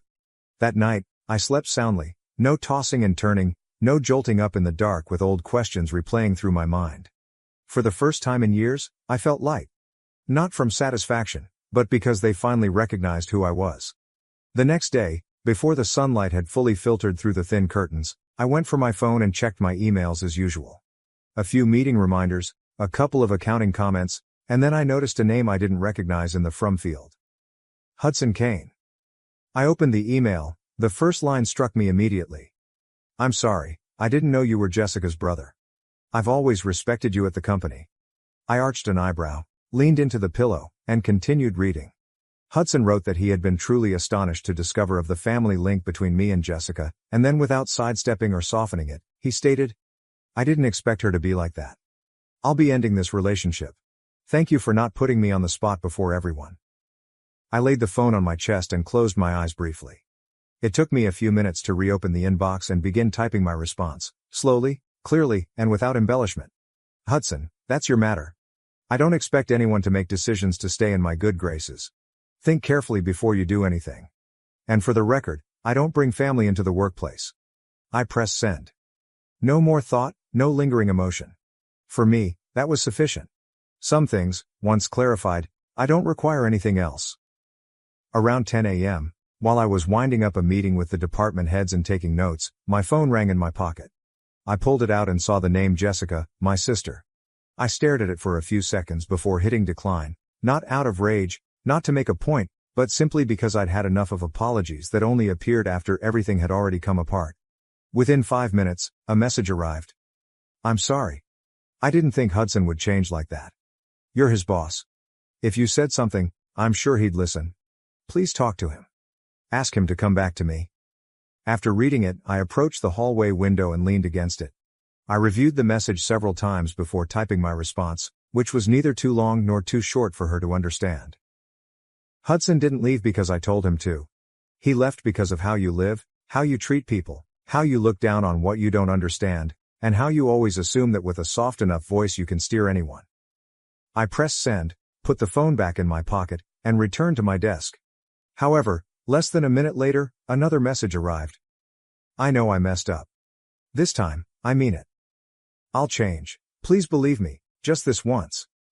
I did not respond. I read it, sat with it for a bit, and nothing moved inside me, not because I didn't care, but because I finally understood. Sometimes the distance between two people isn't in the apology. It's in when the apology arrives. I gently deleted the message, leaving nothing behind, and returned to my current life. A week later, on a Friday afternoon, as I walked back into the home from the garage, I froze on the porch. My parents stood at the front door, each holding a little suitcase, their faces drawn with exhaustion from the long travel. I didn't ask why they were here. If they'd traveled all the way out to see me, it wasn't a casual visit. I opened the door and welcomed them in. No tension, no forced politeness, just a simple choice. I didn't want to have that conversation outside, where the wind was picking up on the porch. We sat in the living room, and the tea on the table was still steaming. My father talked first. He apologized in a quieter tone than normal. My mother added to it, saying they'd thought things through, perhaps they'd gone too far, and things should never have come to this point. I remained silent and did not interfere, just listening to see if this apology marked the end of something or the beginning of something else. And, as I expected, my father's tone changed. "We're family, Ryan, and family helps each other. We raised you, sent you to school, everything you have now, a part of it comes from us, right?" I looked at him. My countenance remained unchanged, but my stance straightened somewhat. Then my mother spoke, her voice quiet, as if she were saying something quite sensible. If you could maybe send us about $2,000 a month, just a little support. It's not much for someone like you. I stared at the two people sitting in my living room, the same people who had once kicked me out of a family event because they thought I was an embarrassment. And now they were sitting in my house, placing a monetary value on their apology. $2,000 each month, because I was their son. And to them, my success was a debt that I owed them. Following their request, I let out a quiet chuckle, not loud or snarky, but the type you get when someone tells you a story that doesn't make sense. I looked at my parents. Their eyes were fixated on mine, as if they expected me to nod in accord. But I wasn't angry. I'd come too far to be bothered by stuff like this. I leaned back in the chair, my voice calm and clear. What about Jessica? How much will she be contributing each month? The room appeared to pause at that point. The air tightened. My father cast a peek at my mother. She responded slowly, her voice falling slightly. Your sister's job, it's still unstable. And the breakup with Hudson has taken a toll on her. I nodded softly, not surprised. The same old excuses dressed in empathic language, but they were merely deflections. I raised my gaze, looked squarely at them, and said, if she agrees to support you with $2,000 per month, I'll do the same, no more, no less. They didn't say anything, just gazed at me, trying to figure out if I was serious. I went on quietly. Or, if you want me to carry the full amount, I'll need something in writing, a legal agreement confirming that after you both pass, the house will belong to me in full. I sat still after that, no pressure, no further explanation, just waited to see how they'd react now that, for the first time, I was establishing the terms for something they'd always felt was my responsibility. As soon as I finished speaking, the audience fell into a deep, dense quiet. My father suddenly rose to his feet. He smashed his palm down on the hardwood table, tipping the teacup over and pouring its contents down the side. His shout echoed around the room, his chest rising and falling in fury. You're setting conditions for your parents? We raised you for over 20 years, and now you want to nickel and dime us like this? What kind of life are you living, huh? He was shouting so loudly that I wasn't surprised if the folks next door heard everything. I didn't move or flinch. I just sat there, hands resting on the chair's armrests, gaze fixed on him, not cold, but no longer gentle. I waited for him to finish before standing up carefully. My voice came out low and calm, yet clear enough to pierce through the chaos he'd just created. I think you both should leave my house. It was not a threat. It was not spoken in anger. It was merely a plea from someone who had reached the limits of what respect could provide. No one said anything else, only the sound of baggage dragging across the hardwood floor and the door clicking shut behind them, quieter than all they had just left inside me. It's been 2 years since I last saw them, right here in my own home. I did not ban their phone numbers, change my email address, or cut them off totally. I stopped reaching out and waited. I waited to see if they would still consider me a member of the family after I was no longer under the shadow of duty and obligation. In the past 2 years, there has been no call or message inquiring how I've been, no mention of birthdays, health, or even a basic "how are you doing?" I used to believe that one day, they will change. However, I've realized that not everyone changes, especially those who have never recognized they were wrong in the first place. I still live here, work, and go about my daily existence. The only difference is that I no longer allow myself to be an emotional ATM, eager to give and be damaged in the name of obligation. And if there's one thing I've learned from all of this, it's that family is not a place where people can demand kindness and call it love. A real family is one in which you are valued as a person regardless of what you have to offer. Not as a wallet, not as a backup plan. Not as a last resort when everything else fails. And before I end this chapter, I'd like to ask you a question. Was I wrong to decide not to return? For refusing to assist my parents with $2,000 per month, despite the fact that they are now elderly and reared me. I used to believe that my family could fix anything. But after being treated like a stranger in my own home more times than I can count, I chose to stand up and break the cycle. Was I overly cold? Perhaps I was finally learning to appreciate myself at the perfect time. Please leave your opinions below. I sincerely want to hear from you, whether you agree or disagree. If the tale resonated with you, please subscribe to help support the channel. There are still many stories waiting to be told and heard. Take care, and see you in the next one. Thank you for staying till the end. Brother got my fiancée pregnant before our wedding. Now my family wants me to forgive them, but I told them to fuck off and moved away. It's as bizarre as it sounds, and this will be a lengthy narrative. There's a lot to cover here, but I'll do my best to keep it brief. I need to rant because it's so ridiculous, regardless of whether anyone finds this funny or not. Furthermore, I won't sugarcoat anything, but I will leave out any details that would help someone who isn't familiar with the situation identify me. I'm 32 years old, and I was engaged to my partner of 5 years until a few months ago. We'll refer to her as Sarah. Mike, my 29-year-old younger brother, has always been the family's golden child. I need to give you some information on my family and how we got to this point in order for you to fully understand the seriousness of this betrayal and why it has affected me so deeply. From our parents' perspective, Mike could never do anything wrong as I was growing up, but I was constantly reprimanded and punished for small transgressions. This was clear and fierce, not your typical sibling rivalry or covert partiality. I would be blamed if Mike broke stuff. If I got into a fight with him, I would be grounded. He would receive a new video game console if we both had straight A's, while I would receive a pat on the back and a reminder to keep up the good work. Our parents, Linda and Tom, were always defending their behavior. The constant barrage of false standards and gaslighting made me feel worthless and hated in my own home.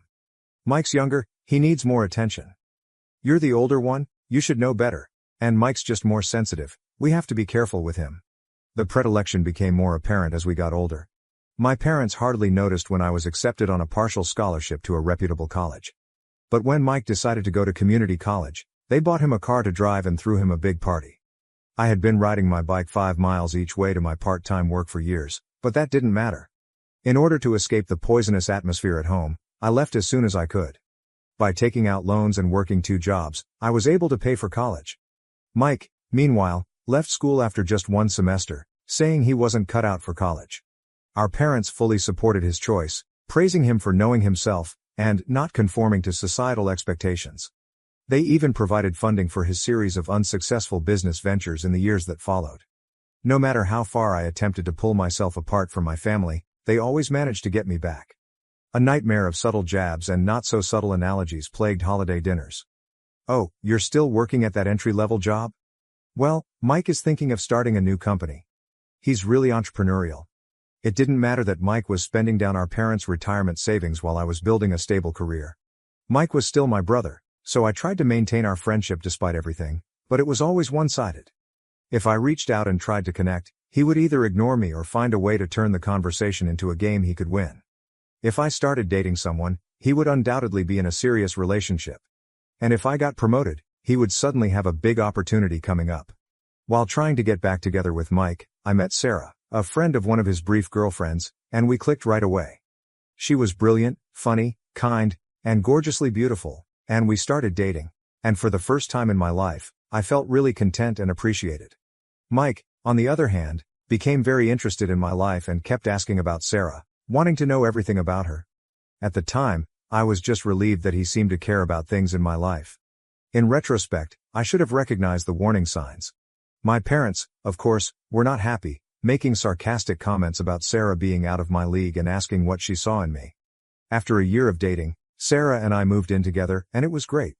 We both had good jobs, traveled, and talked about the future, and I started to think that maybe, just maybe, I could have the life I had always wanted: a good job, a loving partner, and maybe someday kids. I proposed to Sarah on our 4th anniversary, and it was quite simple, just a simple dinner at home and a heartfelt speech, and I was thrilled when she said yes. We planned to have a lengthy engagement and spend our time planning the wedding. We weren't in a rush. We had our entire lives ahead of us, or so I thought. My father grunted and muttered, "Good luck with that," before turning back to the television. Mike had the strangest reaction, congratulating us, but there was something odd about his smile, almost predatory. At the time, I dismissed it, attributing it to my own fears. My mother, on the other hand, put on a fake smile and said, "Oh, how nice," in a tone that suggested it was anything.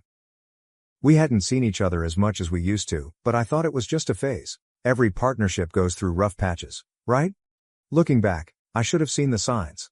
Sarah became aloof, constantly on her phone, smiling at texts from people she quickly brushed off as business friends, and she started going out more with her friends, arriving home late and smelling of wine and cologne. However, I didn't think she might be cheating, let alone with my own brother. The next year was a time of wedding preparations and job stress. Around 4 months ago, Sarah started acting strangely. She was irritable, moody, and always sick. I was thrilled that she might be pregnant. We hadn't tried, but we had talked about the possibility of having kids in the future, So I started thinking about how I could support her, coming up with baby names and nursery colors. One night, she sat me down with tears in her eyes and told me that she was pregnant, but it wasn't mine. Our busy schedules had prevented us from being intimate for a while, but I never imagined she would cheat on me. When I asked her who the father was, she broke down and muttered, "It's Mike." My entire world fell apart at that moment. Everything I believed I knew and everything I had built my life upon fell apart. I was unable to think or breathe, and all I could feel was a crippling sense of betrayal and loss. Apparently, it started at our engagement party, when Mike had approached her and told her that she was making a mistake by marrying me. Playing on her fears, he told her she could do better and that he could give her everything I couldn't. Sarah tried to explain, her words coming out quickly between sobs. It wasn't a one-time event. They'd been having an affair for months. Sarah begged me to forgive her, saying it was an error and that she loved me, but all I could think about was the numerous times she had lied to me and slept with my brother while wearing the ring I had given her. That night, I threw Sarah out because I couldn't bear to look at her or be in the same room as the woman who had completely lied to me. Mike tried to play it casual at first, saying it was just a drunken mistake and had no meaning, but when I questioned him, he became defensive and said, "Well, maybe if you'd been a better fiancé, she wouldn't have come to me?" I was furious, so I got into my car and drove to his apartment, determined to do something that would make him regret what he said. I'm not sure what I was planning to do, but when I got there, our parents were already there. Mike apparently called them first, telling them a story about how Sarah had seduced him and how sorry he was, and they believed him, as they always do. My father just stood there with his arms crossed, looking disappointed in me, but not in his beloved Mike. I tried to explain what had really happened, but they wouldn't listen, and they insisted that I needed to forgive Mike and help Sarah through her pregnancy because family comes first. I exploded. I told them how I felt about their twisted sense of devotion, how they'd always favored Mike over me, and how they'd never stood by me or taken my side. I told Mike that he was dead and no longer my brother, and I told my parents that they could have the son they'd always wanted because they didn't have me. I stormed off, ignoring their cries and pleas. When I finally arrived home, I found dozens of missed calls and messages, Sarah pleading for another chance, Mike alternating between apologies and accusations, but most of them came from my parents, who insisted that I mature and make amends. I ignored them all, hardly eating or sleeping, and I called in sick to work, using up all of my vacation days because I couldn't face anyone or bear the thought of explaining what had happened. Instead, I sat in my apartment, going over every detail of my relationship with Sarah and Mike, trying to determine where I went wrong. In order to cope with all of this, I've moved to a new apartment, changed my phone number, and started treatment, but my family isn't going away. They've started to show up at my office, trying to ambush me and force a reconciliation. My mother confronts me in the parking lot, complaining that I'm tearing the family apart. My father left harsh voicemails telling me to man up and forgive Mike. They've sent flying monkeys dressed as extended family to guilt-trip me into forgiving Mike, and now aunts, uncles, and cousins I haven't spoken to in years are calling to tell me how important family is and that I should let the past be the past. Mike himself has tried to approach me multiple times, but I've avoided him so far. They seem to be living in a different reality where Mike and Sarah made a minor error instead of a major one. Sarah told me yesterday that she is keeping the baby and plans to co-parent with Mike. And, guess what? My parents are thrilled to be grandparents and have forgotten the situation and the hurtful comments they used to make when Sarah was with me. I am at my wit's end. Part of me wants to cut all ties and start over somewhere else, maybe moving to another state, changing my identity, and creating a new life where no one knows about this mess. But another part of me is so outraged that I want to stay and fight, to show them how twisted up the situation is. The letter was filled with explanations and apologies, including how she and Mike discovered real love via this horrible scenario. She even had the oddity to imply that she hoped we could all become friends in the end for the sake of the child. The betrayal has affected every part of my life, and I can't handle being by myself with my thoughts. I haven't even thought about dating again because I'm afraid of trusting someone like that. I've also lost friends because of this, people who think I should take the high road and get back together with my family, as if I'm a bad person for not playing happy families with the people who have hurt me the most. My parents have started talking about how I should be involved in the child's life and how I will become an uncle, and the thought of Sarah and Mike raising a child together, a child that should have been mine, is like a constant stab in my gut. I know cognitively that the child is innocent in all of this. That its parents are dishonest, cheating scumbags. But I can't bring myself to feel good about the baby's existence. The idea makes me feel physically ill. How can I look at this child and not see the ultimate symbol of my brother's betrayal? I'm not sure what I hope to gain from sharing this, but writing it down has been cathartic in a way. I'm not sure what I hope to gain. Validation, guidance, or just the opportunity to scream into the void and have someone, anybody, hear me. So, Reddit, I guess my question is, am I the idiot for refusing to forgive my brother and ex-fiancé? Am I wrong to want to lose relations with my family over this? Any help on how to proceed would be greatly appreciated, as I now feel like I'm drowning in a sea of treachery and gaslighting. I apologize for the lengthy post. If you made it this far, I appreciate it. Edit. I'm amazed by the response, and it will take me some time to get through all of the comments, but I wanted to address a few common questions. Holy God, this went viral overnight. Thank you all for your support and guidance. 1. I have indeed spoken with a lawyer and am in the process of obtaining a restraining order against my relatives. 2. Although it's not the child's fault, I don't plan on interacting with the infant in any way, yet I can't become engaged without going insane. 3.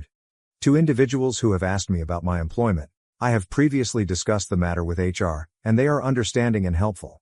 They have increased front desk security and given me the opportunity to work from home more often, and I appreciate their understanding. 4. Many of you have asked if I have considered moving to another city or state, and I am definitely contemplating it. My company has offices in a number of other places, so a move would be feasible, and I am weighing the benefits and drawbacks. I have no reason to suppose that the child is not Mike's, and even if it were mine, I doubt I could ever look at that child without thinking about this. 5. To those who are recommending a DNA test, Sarah admitted to the affair, and the time frame is congruent. 6. It's heartbreaking to see how common this kind of betrayal is, but it's also oddly reassuring to know that I'm not alone. I've been overwhelmed by the number of individuals who have experienced similar things. Thank you everyone for sharing and being vulnerable. 7.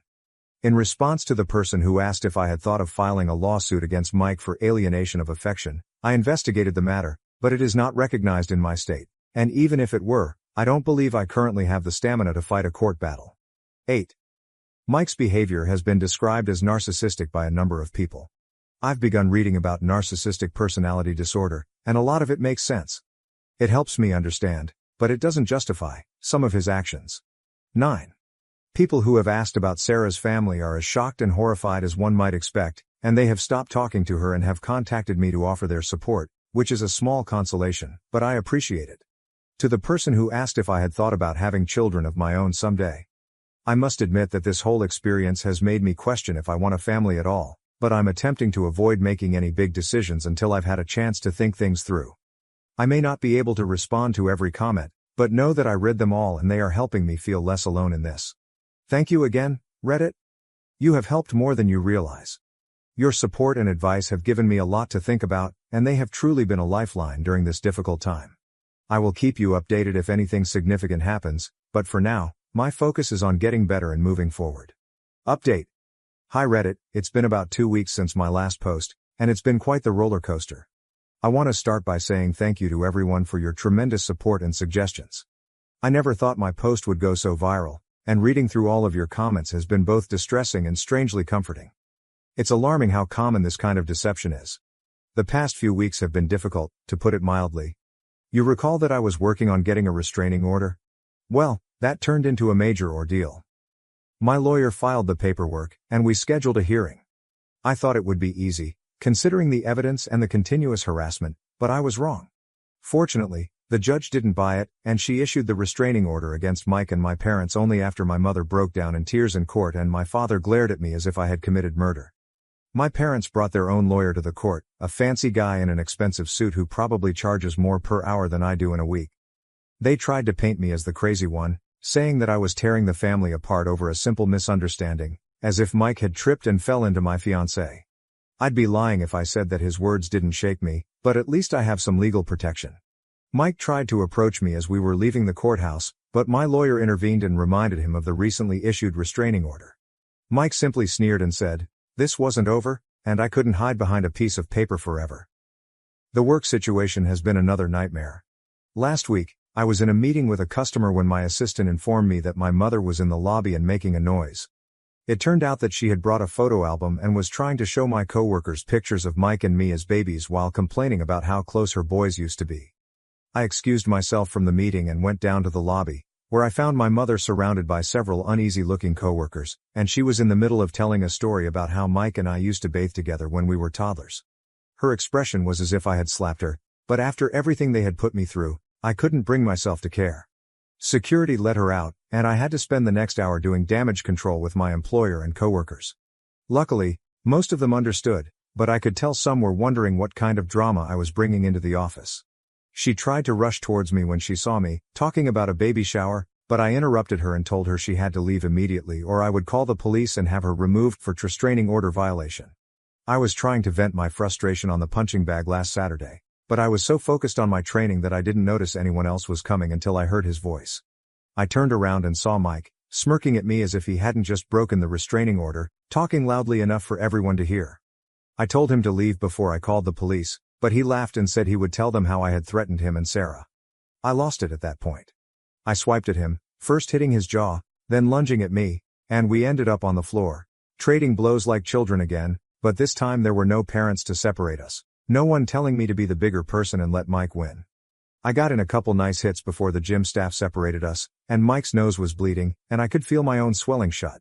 We were both screaming, trying to get away and get back at each other, and the gym manager's threat to call the police eventually made me stoop.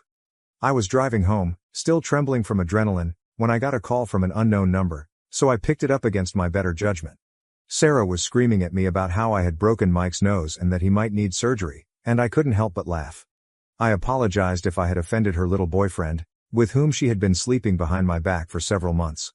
She started crying, complaining about how nervous she was, how the baby could sense her pain, and how selfish I could be. At this point, I'll take what I can. The aftermath of the fight was severe. The news had gone viral in our social circle. My phone was inundated with texts from friends and family, some of whom were supporting me and others of whom were criticizing me for attacking my poor defenseless brother. Sarah's parents called me again, expressing their disapproval of their daughter and their support for me. The restraining order does not seem adequate anymore. Mike has demonstrated his willingness to violate it, and I'm concerned about what he'll do next. The legal fallout has been a nightmare. My lawyer called me the day after the gym incident.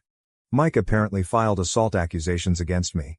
I recounted what had happened, how Mike had violated the restraining order and provoked me. My lawyer groaned and said we'd fight it, but it might be a tough struggle considering that I threw the first punch. We are in the process of bringing our own charges against Mike for breaking the restraining order. My lawyer is convinced that this will benefit our case, but nothing is guaranteed. I've had to provide police statements, show them injuries on my face and knuckles, and justify defending myself against my own brother, which is humiliating. Mike and I have been banned from the gym for life. I can't blame them, but it's unfortunate that the gym was one of the few places where I felt like I could let out some of my frustration in a healthy manner. I've always been close to my cousin Amy, who called me the other day and has been under a lot of pressure from her family to support me, but she's standing her ground. She told me what's been going on behind the scenes, and it seems like my parents have been telling everyone that I'm having a mental breakdown, saying that Sarah and Mike started dating after Sarah and I broke up, and that I'm just jealous and can't let go. Amy says that most of the family is not convinced, but some are, and it's annoying to know that they're spreading false information about me while I'm trying to recover. Work has been difficult, to put it mildly. After the argument with Mike and the incident with my mother in the lobby, which went viral on local social media, I can feel my coworkers are nervous around me. Earlier this week, my manager called me into his office and said he valued me as an employee and understood that I was going through a difficult time. He then dropped the bombshell. He thought it would be best if I took a leave of absence until things calmed down. He suggested we call it a personal sabbatical, paid, of course. I wanted to argue, to tell him that work is the only thing keeping me sane at the moment, but I knew the decision had already been made, so I agreed, thanked him for his understanding, and started packing up my office. I'd be lying if I said none of this was affecting me, but I've started taking long nighttime drives to get out of my apartment, and occasionally I find myself parked outside my old place, the one I lived with Sarah, wondering how my life got so messed up. I was leaving when I heard two of my coworkers talking about how my brother got my fiancée pregnant, and I slammed my office door louder than necessary as I left, taking some small pleasure in watching them jump. During all of this chaos, I got support from an unexpected source, Emma, Sarah's younger sister, who reached out to me on social media to apologize for her sister's behavior and offer her support. I was initially skeptical, but after talking to Emma, I realized that she is just as disgusted by Sarah's behavior as I am. Emma has been telling me about what's going on in Sarah and Mike's lives, claiming that she has been trying to play the victim, crying to anyone who would listen about how she never meant to hurt anyone, and that she and Mike are soulmates who found each other against all odds. It makes me sick to my stomach, But I appreciate Emma keeping me updated because information is power, even if it is knowledge I would rather not have. Social media has been a nightmare.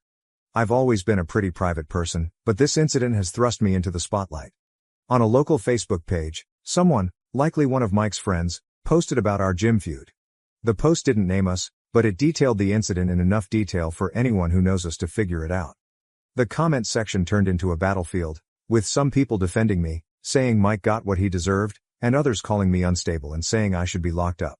I made the grave mistake of reading some of the comments one night after drinking too much, and I ended up throwing my phone across the room so hard that the screen cracked.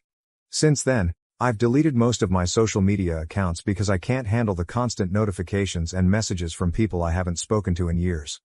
I haven't made any final decisions yet, but the idea of a fresh start is getting more and more alluring. I've started looking for internal moves, and there's a promising opportunity in our Seattle office. It's not ideal. I've never been a fan of constant rain, but at this point, I'd move to the moon to avoid all of this turmoil. New city, new apartment, new life, where no one recognizes me as the guy whose brother cheated on his fiancée. Since the restraining order was granted, my parents have been unusually quiet. I'm waiting for the other shoe to drop, for them to find a new way to re-enter my life. Sarah has been telling everyone about her pregnancy, and Emma tells me that she has been sharing constant updates on social media, ultrasound photos, belly shots, and so forth, with a message about how blessed she and Mike are and how excited they are to start a family. Every new piece of information feels like a fresh wound, rekindling the pain just when I thought I was starting to heal. That is the current situation. I thought my life couldn't get any worse 2 weeks ago, but it has. I'm still upset and hurt, but I'm also tired of defending myself. I guess this is more of a cry into thin air than an update. Reddit.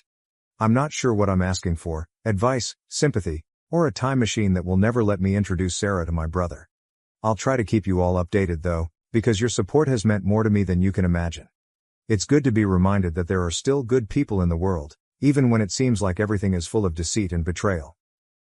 Last update. Greetings, Reddit. 1 week has passed since my last update, and I am here with what I hope will be my last post about this entire catastrophe. I want to start by expressing my gratitude to everyone for their support and advice along this trip. Your posts have been a lifeline during my darkest moments. My family kicked me out because my sister falsely accused me of stealing her engagement ring. 3 years later, they discovered it in the garbage disposal. I never thought I'd be recounting this story, but here goes. I'm Elliot, and 3 years ago, my life was turned upside down by a bogus complaint filed by my older sister Gemma, 29. I grew up in a little Ohio town with my parents, John 55, Lisa 53, and my sister Gemma. We lived in a modest 2-story house that my parents bought when they first got married. It wasn't luxurious, but it was home. My father taught high school math, while my mother worked as a nurse at the local hospital. They were not wealthy, but they ensured we had all we needed. Growing up, Gemma and I were quite close. We'd spend hours playing in our backyard, climbing the ancient oak tree and making up elaborate games. She was always in charge, drawing up the rules and narratives, while I was glad to follow along. As we grew older, however, things began to change. Gemma was always the overachiever. She was at the top of her class, captain of the debate team, and seemed to flourish in anything she did. In comparison, I was more relaxed. I did okay in school, but I was never as motivated as Gemma. As we entered adolescence, this discrepancy weakened our bond. By the time Gemma left for college, we'd grown apart. She received a scholarship to a prestigious university, whilst I remained in my hometown and attended community college. I wasn't sure what I wanted to do with my life, so I took a variety of classes to figure it out. After graduating from college, Gemma moved to the city and started working for a huge marketing agency. She'd return home on holidays and weekends, full of stories about her intriguing life and successful career. I couldn't help feeling inadequate in comparison. I was still living at home, working part-time at the local grocery store, and figuring out my next move. Despite our differences, I had always imagined Gemma and I were all right. We weren't as close as we had once been, but I chalked it up to growing older. I had no idea how quickly things might go apart. Gemma and her boyfriend Tom, 31 million, got engaged 3 years ago. They'd been dating for 2 years, and everyone was thrilled. My parents idolized Tom, a lawyer from an affluent family. He proposed with a magnificent diamond ring that has been in his family for generations. Gemma was ecstatic and couldn't stop showing it off to everyone. The engagement celebration was a large event. My parents invited everyone in town to celebrate with us. I remember feeling a little out of place among the wealthy guests Gemma and Tom had invited from the city. I stayed close to my old high school friends who were still in town, feeling more comfortable with them than with Gemma's sophisticated attire. A month after the engagement, all hell broke out. It was Tuesday afternoon and I had the day off from work. I was in my room, playing video games and enjoying the peaceful atmosphere. Gemma was visiting for a week, taking some time off from work to start planning the wedding with our mother. I heard Gemma coming home after her shopping expedition with Mom. They were chatting and joking downstairs. I didn't think much of it and went back to my game. Approximately an hour later, I heard Gemma scream. When I hurried downstairs to see what was going on, she accused me of removing her engagement ring. She explained that she took it off while doing dishes and placed it on the kitchen counter. She returned to get it, but it was gone. I was surprised and instantly denied taking it, but Gemma wouldn't listen. She kept screaming that I was the only other person in the house, so it must have been me. She added that I was always envious of her success and that I probably wanted to sell the ring so that I could finally leave and do something with my life. Our parents returned home amid the uproar, and Gemma related her version of events. To my horror, they fully believed her. My mother started crying, wondering how I could have done such a thing to my own sister. My father only looked at me with disappointment in his eyes. They started searching my room, turning everything upside down. They didn't find the ring, but they did find some money I had saved from working at the grocery.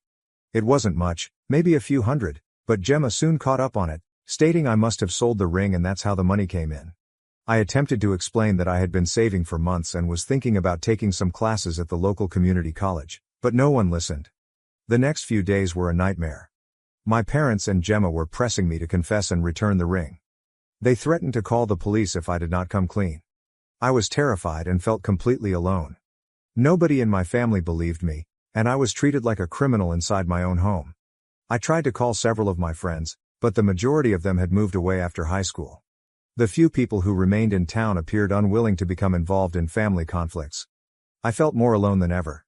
After a week of constant accusations and threats, my parents made a decision that changed my life forever. They told me I needed to go. They said they couldn't trust me anymore and that I was bringing dishonor to the family. They told me 2 days to pack up my possessions and depart. I was devastated. I had nowhere to go and wasn't sure what to do. My best high school friend Ryan, 26 male, who had recently returned to town after serving in the army, offered to let me sleep on his couch for a while. But I knew I couldn't remain too long. His apartment was modest, and he was just getting back on his feet.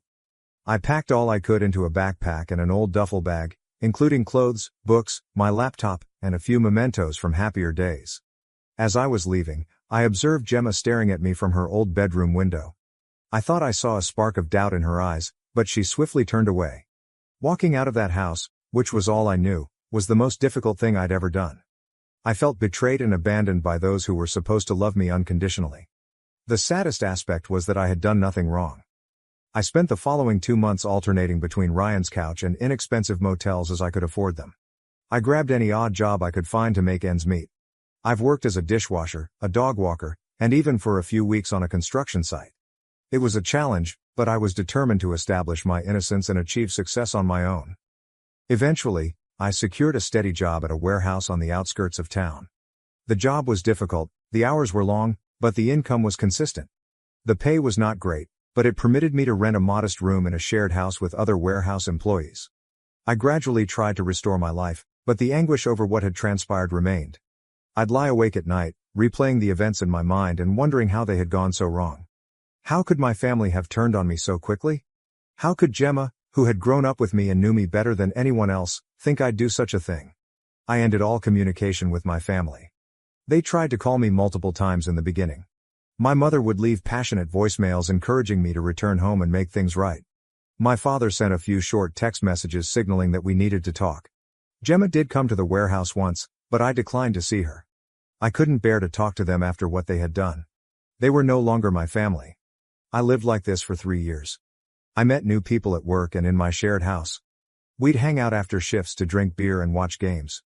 It wasn't the life I had envisioned for myself, but it was mine, and I'd built it from scratch. I worked hard and was eventually promoted to shift supervisor at the warehouse. I began taking online courses to master business management. I was slowly deciding what I wanted to do with my life. But there was always a part of me that was angry and hurt by what had happened. I missed my former life and family, But I could not forgive them for not believing me. Every holiday season was tough. When I saw families shopping together or heard Christmas music, I felt saddened by what I had missed. Then, last week, I got an unexpected email from my dad. The subject line read simply, "We need to talk." The message was brief, explaining that they needed to meet with me immediately and that it was about the ring incident. At first, I was tempted to disregard it, just like I had with all of their previous attempts to contact me. But something made me hesitate. Maybe it was curiosity, or perhaps a small part of me still desired a resolution. After hours of battling with myself, I finally resolved to listen to them. I called my father, and what he said shocked me. The ring had been found. Gemma had accidentally knocked it into the garbage disposal while doing the dishes. She only realized this a few days ago, when the disposal started making strange noises and they called a plumber to inspect it. My father stated Gemma became furious when she realized what had happened and that I had been telling the truth all along. He explained that they all felt horrible about what they had done to me and wanted to make things right. I hung up the phone, feeling a mix of feelings. On the one hand, I felt vindicated because I had always told the truth, and now everyone knew. However, I was angry.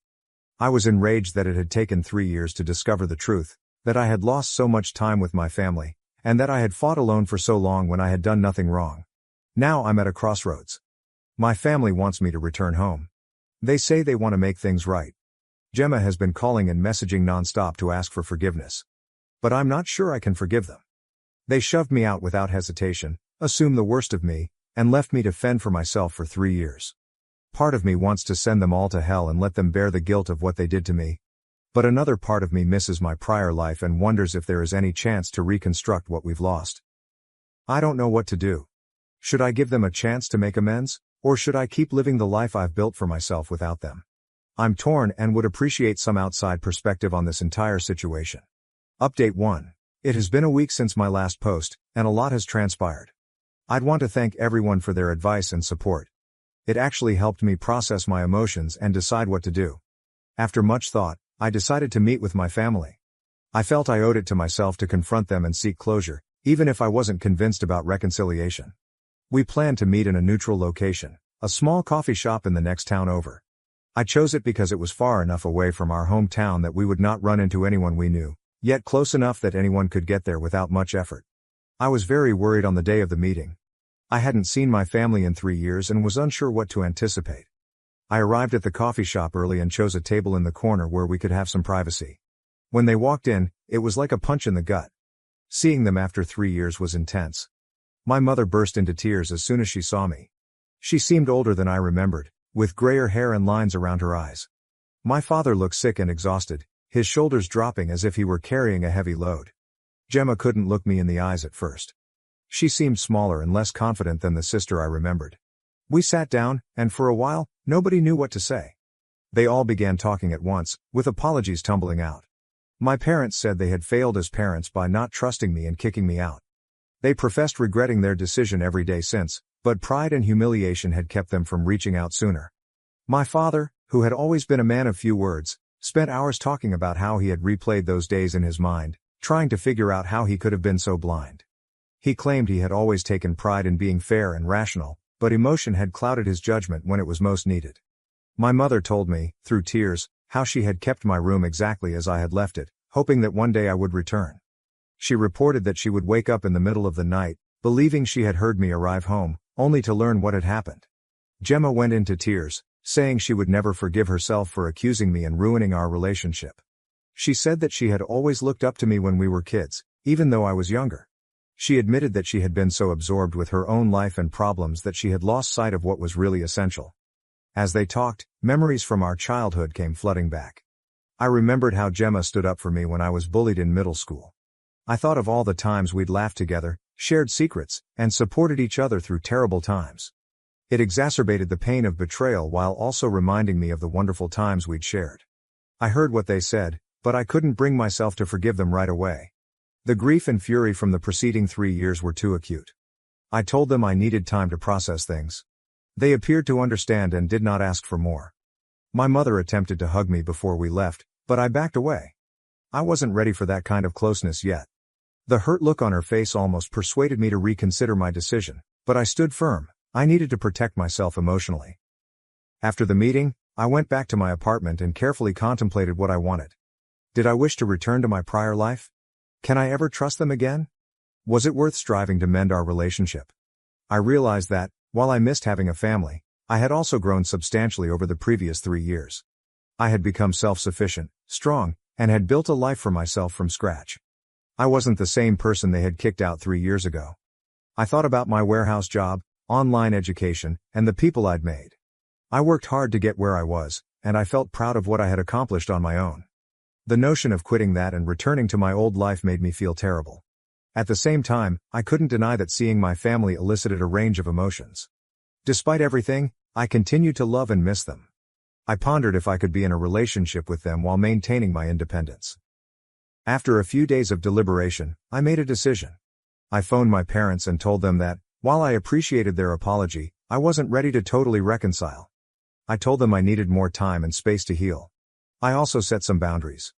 I stated that I was willing to retain minimal contact with them, but I wasn't going back home or pretending nothing happened. I informed them that if we were to continue our relationship, it would have to be on my terms. They expressed disappointment but acknowledged their understanding. They agreed to respect my boundaries and give me the time I needed. My mother asked if she might call me once a week to check in, and I agreed, figuring it would be a good way to gradually re-establish confidence. As for Gemma, I've opted to keep my distance for the time being. Her actions had had the greatest impact on me, and I was not yet ready to forgive her. I informed her that I needed more time before I could consider having another relationship with her. She was upset, but said she understood and would wait until I was ready. It's been a difficult week, with many emotional ups and downs. I've had moments when I doubted my decision, wondering if I'm being too harsh or if I'm giving up an opportunity to rejoin my family. But then I remember how quickly they turned against me, and I understand I'm doing the right thing by taking it slow. I've also been studying therapy possibilities. Many of you suggested it in the comments, and I believe it would be beneficial to consult with a professional while navigating this difficult circumstance. I've never been to therapy before, so I'm scared, but I believe it will be useful to me. For the time being, my main focus is on my career and studies. I have a large project coming up at work, and I'm determined not to let all of this family drama distract me from my objectives. I'm also considering moving to a better apartment. I've been saving, and I think I'm ready for my own house without roommates. Thank you for your continued support. It is reassuring to know that there are people out there who understand and care, even if we have never met. I'll offer an update if anything significant changes. Update 2. It's been about a month since my last update, and I'd like to share some developments. I've been following the boundaries I've set with my family. We've received a few phone calls and text messages, but nothing too serious. It's been fine. Awkward at times, but not as painful as I anticipated. My parents have usually honored my wishes. They check in every now and then, but they never ask for more than I'm willing to supply. I can tell they're trying hard to rebuild trust, but it's a slow process. My mother calls once a week, as promised. These calls were difficult at first, with long silences, but they are getting easier. We normally talk about neutral topics like her work at the hospital, the weather, and my online education. It isn't much, but it's a start. My father has been sending me short emails, usually just to check in or share anything he thinks I might be interested in. Last week, he forwarded me an article about a new business opening in our town. It was a small gesture, but it reminded me of how he would clip newspaper articles for me. Gemma struggled with the barrier I'd put up between us when we were younger. She sent me several lengthy, emotional texts apologizing and begged for the chance to make things right. I replied simply, saying that I needed more time. It's challenging, but I'm determined. I know she is hurting, but I am not ready to deal with her emotions on top of mine. The big news is that I've started treatment. I found a counselor that specialized in family trauma, and we have had a few sessions thus far. It's been challenging to bring up all of my prior grief, but I believe it's helping. My therapist is helping me deal with my anger and trust issues, as well as teaching me how to set healthy boundaries. In our most recent session, we spoke about how the incident with the ring represented more than just an accusation, but also years of feeling like I didn't measure up to Gemma's successes. It's made me realize that there were issues in our family dynamic long before the ring incident, and that healing will include addressing them as well. One unexpected outcome of all of this is that I've become closer to my friends, particularly Ryan. They've been really supportive throughout this journey. Ryan even volunteered to accompany me to future family gatherings as moral support. It's taught me that family is more than simply blood. It's about who helps you when things go tough. Work has provided a welcome distraction. I've dedicated myself to my profession and even obtained a tiny promotion. I am now in charge of inventory management for my shift, which entails more responsibility and a small pay raise. It's wonderful to have something enjoyable to focus on. In terms of my living situation, I have opted to remain where I am for the time being. It isn't much, but it is mine and represents the independence I've worked so hard for. My parents tried to assist me locate a better situation, but I declined. I need to accomplish this on my own. However, I began to really investigate options for furthering my education. A state college about an hour away offers night classes. I'm considering applying to their business program. It would be a major transition, but I believe I am ready for it. Overall, I am taking things one day at a time. Some days are harder than others. There are times when I miss our effortless connection as a family, but then I remember how quickly they turned on me and understand I can't rush this. My therapist believes it is healthy to have mixed views about everything. She advises me to be patient with myself and to avoid feeling obligated to forgive before I am ready. We're developing strategies for dealing with impending family reunions and holidays, which are making me more nervous than I'd like to admit. For the time being, my top objectives are recovery and building a life I can be proud of, whether with or without my family. It's not easy, but I am optimistic about the future. I'm learning that it's okay to prioritize myself, and that setting boundaries does not make me a bad person. Thank you for your continued support. Your comments and texts have given me courage during this process. It's good to know that I'm not alone in dealing with family issues like these. Update 3. It's been 6 months since my original post, so I figured it was time for a last update. A lot has changed during the previous few months. The biggest news is that I've decided to move to a different location in quest of a new job opportunity. It is a huge advancement in my career, and I am excited about the new chances. The employment is with a logistics company, and the tasks are similar to those I performed at the warehouse, but on a much greater scale. It's a management position that I've been working toward for a while. The salary is significantly better than what I was earning previously, plus it includes benefits like health insurance and a 401k plan. Before making this decision, I had a long discussion with my therapist. We discussed how this move will affect my healing process and my relationship with my family. Finally, we agreed that this may be a positive experience for me, an opportunity to truly stand on my own 2 feet and establish myself outside of the family drama. I notified my parents of the transfer last week. They were surprised and unhappy, but they expressed their understanding. My mother cried a little, saying she had hoped we'd have more time to repair our connection before I left. My father was more stoic, but I could see he was disappointed too. They were both apprehensive about me being alone in a foreign environment, but I assured them that I would be fine. Gemma took it the hardest. After I told her, she arrived unannounced at my flat, pleading with me not to leave. She acknowledged that she thought she was losing me all over again. It was a difficult conversation, but I stood my ground. I advised her that I needed to do this for me, and that our connection was not such that her view could influence my decision. Our relationship is improving, but it's not ideal. We've had several family dinners in recent months. They've been uncomfortable and awkward at times, but we're gradually adjusting to being around each other again. Trust is a key concern.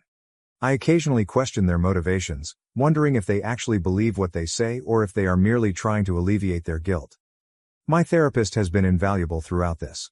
She's helped me understand my feelings and set boundaries.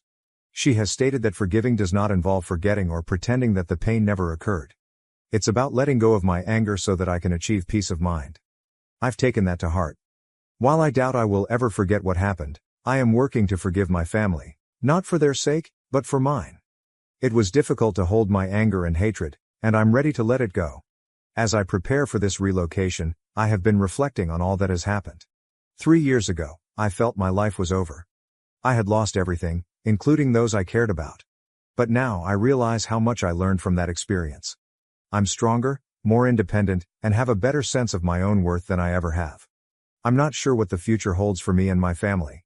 We plan to stay in touch after I relocate, with weekly phone calls and visits during the holidays. It's a start. Perhaps with time and distance, we can create something new. For the time being, my attention is directed towards the future. I am excited about my new job, the new city, and the opportunities that await me. I've started searching for apartments online and researching the area where I'll be living. It's a mix of excitement and trepidation, but I'm mostly looking forward to this new chapter in my life. Whatever happens to my family, I am confident I will be fine. I've proven to myself that I can handle whatever life throws at me, and I've discovered the importance of surrounding myself with people who believe in and support me, whether they're related or not. My parents kicked me out to let my golden sister live there, even though I bought the house. But karma came faster than expected. I, 37 years old, have spent the last 15 years advancing my career as a senior manager at one of Wall Street's top investment firms. This story centers on my complex relationship with my sister Emily, 47 female, my parents, both in their late 70s, and a house I recently purchased for them that has been the source of frequent family tension. I need to take you back to the beginning to explain how we got here. My parents were in their late 40s when I was born, making me an unplanned child. My mother would regularly tell me that they already had Emily, who was 10 years old at the time, and that she was more than enough. She didn't say this maliciously, but rather in a tone that made things worse. She would say, "We didn't plan for you," as she was organizing Emily's extracurricular activities or preparing her college application paperwork. These simple remarks, which served as a continual reminder of my status as an afterthought in our family, formed the context of my early years. I might not be here if it hadn't been for my maternal grandparents' persistence. My parents saw me as an unexpected burden, but they were overjoyed at the prospect of having a second grandchild. I was an afterthought in my parents' lives, and it was clear immediately away. They followed the same routine every morning when they dropped me off at my grandparents' house. My father would say to my grandfather, "You wanted her," as he prepared to go to work, keys jingling in his palm. "She's all yours." My grandparents' house became my true home, a place where I felt genuinely loved and wanted. They made sure I was fed and cared for, picked me up from school, assisted me with my homework, and drove me to the park. My grandfather, a retired math professor, spent hours teaching me about numbers and problem solving. He'd add, "Numbers never lie," and these lessons would later affect my professional decisions in unexpected ways, such as they tell stories more honestly than people do. Every afternoon, at their kitchen table, my grandmother would help me with my schoolwork, ensuring that I understood everything. Her patience seemed inexhaustible. She had taught high school before retiring. She would add, "Knowledge is the one thing nobody can take away from you," in a stern yet sympathetic tone. She also taught me to cook as a way to express my creativity and passion, rather than as a chore. These days spent in their kitchen, reviewing my school day and learning how to precisely measure items, became some of my most treasured memories. My parents, who were generally weary and frustrated by the trip, would only come to pick me up late at night. "Madison," my grandmother would say as she bade me goodnight every night, "you're the best thing that ever happened to us." I could almost forget that I wasn't wanted anywhere else while I was wrapped in her loving arms. They became my emotional rock, providing me with the security and affection that I sorely lacked at home. My grandfather would frequently add, "Remember, sometimes the best things in life aren't planned." I learned to live as an afterthought in my own home as Emily prepared for her bright future. My sister simply pretended that I didn't exist. She was not mean or cruel. She'd be lying on the couch, talking on the phone about men and college applications, completely unconscious of me, while I played with my dolls in the corner of our shared living room. The difference in how my parents handled Emily and me was obvious and continuous. My mother's delighted voice could be heard as she discussed Emily's accomplishments with relatives and friends. Emily got straight A's again. Emily made the debate team, or Emily got accepted to her dream college. They attended all of her school activities, science fairs, and debating contests. They repeatedly used, "We're too tired," "We have to work," or "You understand, don't you?" as reasons for their conspicuous absence from my events. My grandparents served as my cheerleaders, attending every school activity with excitement and genuine pride on their faces. I hoped that Emily's departure to college would bring about changes at home. I was the daughter who stayed, and maybe my parents would finally see me. I was totally mistaken. At 14 years old, I went from being invisible to being the housekeeper. My mother would scream out to me, "Madison," before I could even set down my backpack after school. "The house needs cleaning, start with the bathrooms." I took over Emily's jobs, as well as a number of other responsibilities. I learned the washing machine's settings and quirks by heart, and it became my constant companion. Cleaning, cooking, and maintaining a home for parents who barely noticed my presence seemed like an endless cycle of housekeeping. My father would say, "You live here, you must contribute," if I hesitated even slightly. "Your sister always did her part." My career moved from cleaning to cooking by the age of 14. The change was not gradual. My mother abruptly stopped preparing dinner one day. One morning, she said, "You're old enough now. We expect dinner ready when we get home from work." Despite the demands of domestic life, I maintained a high academic position. My teachers encouraged me to compete in a range of academic competitions after noting my aptitude in economics and mathematics. To help me prepare, my grandfather would spend extra time teaching me sophisticated concepts that were far beyond my grade level. He would exclaim, "You have a gift with numbers," with pride in his eyes. "Don't let anyone tell you otherwise." Dreaming about college was the only way I could escape. Every night, when I finished doing the dishes, I would retire to my room and browse educational websites. I imagined myself touring numerous campuses, far from the never-ending tasks and frigid silences. I got rewarded for my hard work in school. Despite my household obligations, I maintained straight A's, and by the age of 16, I had gotten acceptance letters from a number of famous universities, including several well-known for their outstanding finance programs. Emily's engagement followed. One Sunday afternoon, she dashed in the front door, dragging a tall, well-dressed man with her.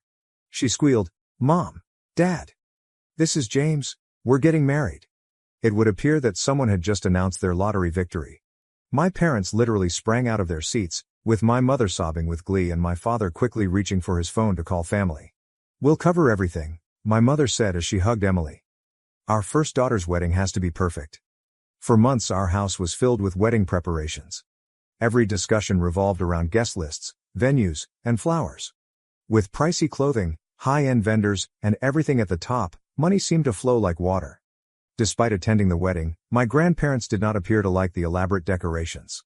My grandfather simply shook his head at the champagne fountain, and I watched my grandmother grimace at a sculpture that probably cost more than a semester's tuition at college. However, they most likely already knew what was going to happen, so they kept their thoughts to themselves. On the day I received my admission letters, I sat at our dinner table with 3 envelopes spread out in front of me and told my parents the fantastic news. My heart pounded. "That's nice," my mother said, not lifting her attention from her meal. "But we can't pay for it. We spent all our savings on your sister's wedding. Even took out a loan for it. There's nothing left for college." I stuttered and added, "But you paid for Emily's college," barely audible above a whisper. "That was different," my mother stated with a dismissive tone. "We saw potential in her." The ensuing silence was deafening. "You should get a job, save some money, and get student loans. That's what responsible adults do," my father added between phrases. I'd never dared to leave the table without being excused. I grabbed my phone with shaky hands and dialed my grandmother. I was crying within minutes of entering their well-known front door. My grandfather's demeanor stiffened as he listened to my story, but I couldn't see the glitter in his eyes. They exchanged a knowing look after I told them everything. My grandfather grabbed my hand and said, "Madison, we've been saving for your education since the day you were born, so we were expecting something like this." He came back with a folder after strolling to his study. Bank statements reflecting years of diligent savings were discovered inside. "You can choose any of those universities. We've got you covered." I moved in with my grandparents that evening after packing my belongings. When I told my parents I was leaving, they were downstairs watching television and barely looked up. My mother said, "Whatever you think is best," with her gaze fixated on the television. Did I sense relief in her voice? The years that followed were revolutionary.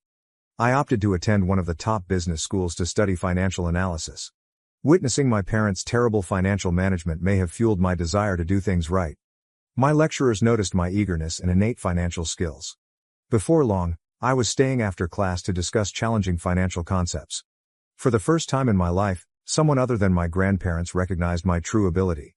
During my academic years, I was fortunate enough to secure prestigious internships at major financial firms. Every summer brought new opportunities as well as obstacles.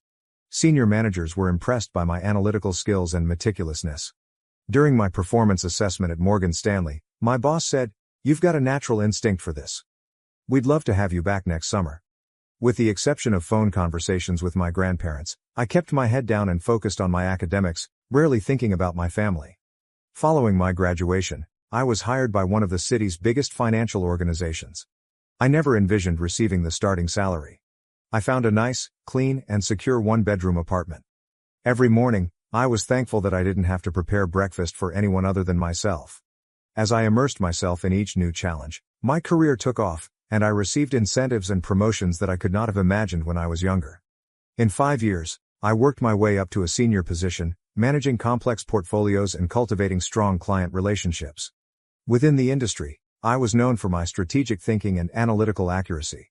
Every accomplishment felt like a hidden confirmation that my parents underestimate my skills. Meanwhile, I realized from rare conversations with my grandparents that Emily's marketing career was not going as well as she had hoped. Emily's husband James battled to keep his work. They were constantly begging for money from my parents.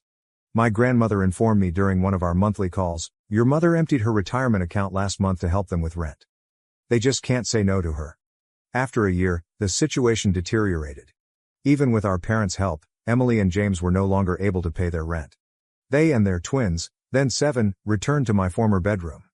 My parents, who had previously been very satisfied with Emily's accomplishments, now had to provide for her entire family, in addition to their golden child. I kept my distance, focusing on my own personal and professional development. Every bonus, promotion, and successful transaction served as a subliminal reminder that I wasn't the failure that my parents had prophesied. By my mid-30s, I had large investments and savings, including enough for a down payment on my own home. Then everything changed. My grandfather died unexpectedly from a massive heart attack. It was a devastating loss. He was the father figure who had stood by me when no one else did, and he was more than simply a grandfather to me. After that, my grandmother, who had been with him for over 50 years, appeared to lose her spark. She followed him less than 2 months later. In every way, they were my biological parents, and they were abruptly gone. I heard my mother's voice behind me at the funeral home as I was preparing for my grandmother's service. "Madison, do you want some help with the arrangements?" When I turned back, she stood there, appearing older and more worn out than I remembered. A part of me wanted to tell her to leave, but I stopped due to her expression. "Sure," I replied to myself. "That would be nice." My parents began to open up over the next few days, as we prepared for the service. They admitted that they were experiencing issues. One afternoon, when we were selecting flowers, my father revealed, "We haven't been financially well off since retirement." He went on to remark, "We barely make ends meet," before mentioning Emily's twins. I saw that my sister and her family remained to live with them and rely on their declining income. 1 week after my grandmother's funeral, we met in a wood-paneled office to read her will. Emily and James were slumped in recliners next to my parents, and I sat across from them.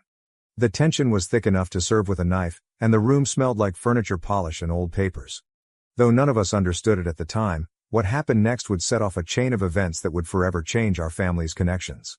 After adjusting his glasses, Mr. Patterson, the notary, began reading in monotone. I expected the normal legalese, but what followed caught everyone's attention. "To our beloved granddaughter Madison, we leave our house at 1542 Maple Street and the sum of $150,000. The ensuing silence was deafening. My mother tightened her grip on my father's arm until her knuckles turned white, and Emily's mouth dropped open. After clearing his throat, Mr. Patterson continued on. He looked at my mother and added, "And a personal note from Mr. Henderson to his daughter Margaret." The message stated, "Remember, Margaret, that we gave you $200,000 right when you needed it most. We want you to respect our ultimate judgment just as much as we did your demands back then." My mother's cheeks became pale after flaming red. Emily and James exchanged nervous glances, while my father focused on the floor. My parents approached me in the parking lot after the notary had completed his paperwork. Something urgent had replaced the placid demeanor they had maintained during funeral preparations. My mother spoke in a weak voice. "Madison, honey. You must understand that we always assumed we'd inherit the house. We're having trouble, but we were counting on it. With the mortgage and Emily's family expenses, we could really use the house," my father said, caressing his gray hair. Emily joined in on the conversation about her children's desire for a yard to play in, but I simply drove away. Over the next few weeks, I continued thinking about my grandparents' parting present. My life had settled closer to the city, and while the house I had inherited had many valuable memories, it was too big for me to live alone. In the meantime, I learned about my parents' mounting financial woes from our weekly conversations. Helping Emily and her family had depleted their retirement money, and they were finding it increasingly difficult to repay their own mortgage. I gave it a lot of thought before deciding I would buy my parents a better house, one that is single-story, has a wonderful garden, but is easier to maintain, with the money I get from selling my grandparents' house and my own funds, and something snug for their retirement years. When I told them about my idea, they burst out in tears of joy. After several weeks of house hunting, we finally found the ideal location. A lovely ranch-style house with huge entrances and no steps in a calm neighborhood. My parents couldn't stop gushing about how happy they were after the purchase was finalized. "A good housewarming party is exactly what we need," my father said, It is the least we can do to make all the arrangements. That would be lovely, I answered, planning to show them the deed during the festivities.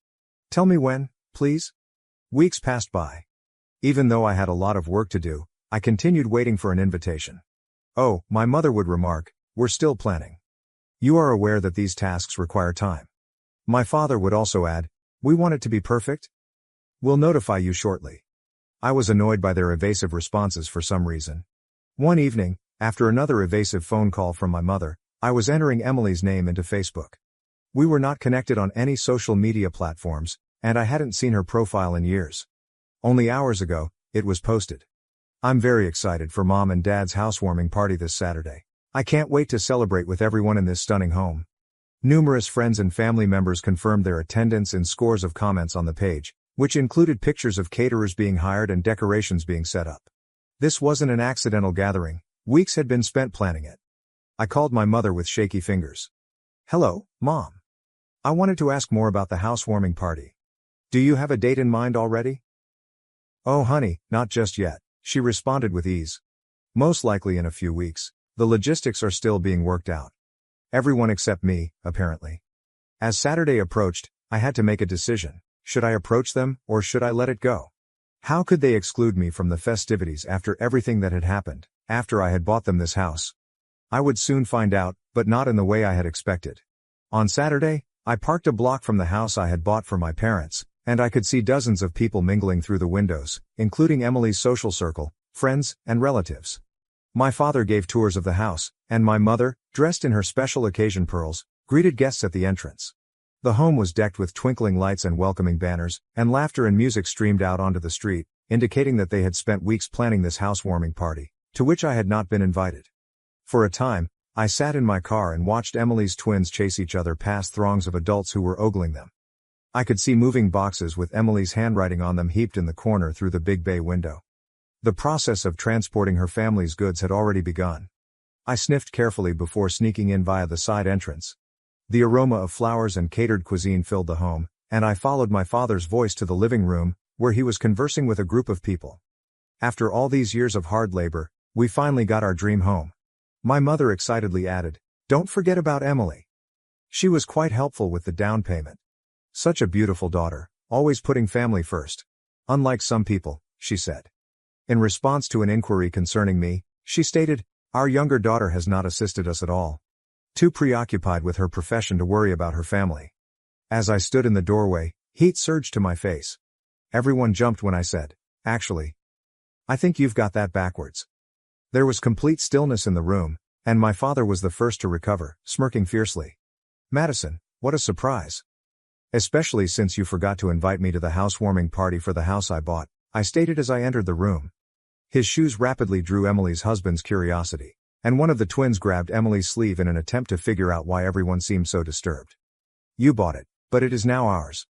You can't expect eternal gratitude," my mother remarked, slightly harsh.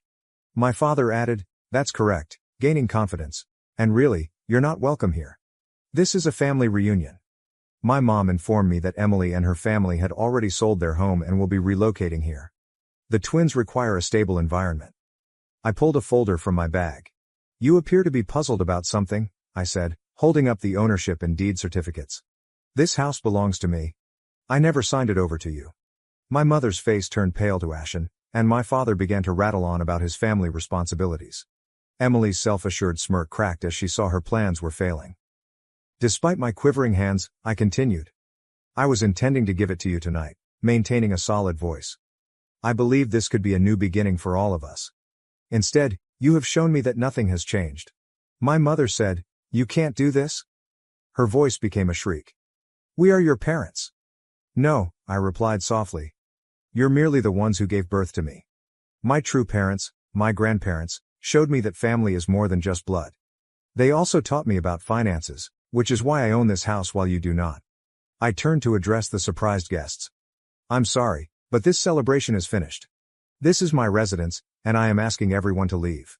My parents, Emily, James, the twins, and all of their guests left in tears, and I watched from the porch as they drove away one by one until the street was desolate.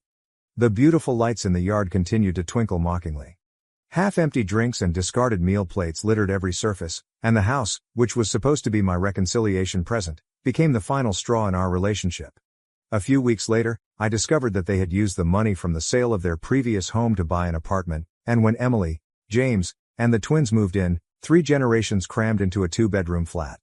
They tried phoning me all the time at first, leaving voicemails full of angry accusations. "You've become so heartless, just like your grandparents warned us you would." And guilt-tripping. "How could you have done this to your own family?" I turned down their social media accounts, emails, and phone numbers. As a reminder of all that went wrong in our family, the house is now empty, and I have an appointment with a real estate agent tomorrow. Some relationships, like old photos in a dusty album, are best left in the past. When I ultimately have my own children, I've promised myself that they won't have to compete for my attention or win my devotion. Unlike my parents, I'll love my children unconditionally, just as my grandparents did. That Saturday night, when I arrived at the house I had bought, I was not invited to my parents' housewarming party, which revealed every terrible truth about my family.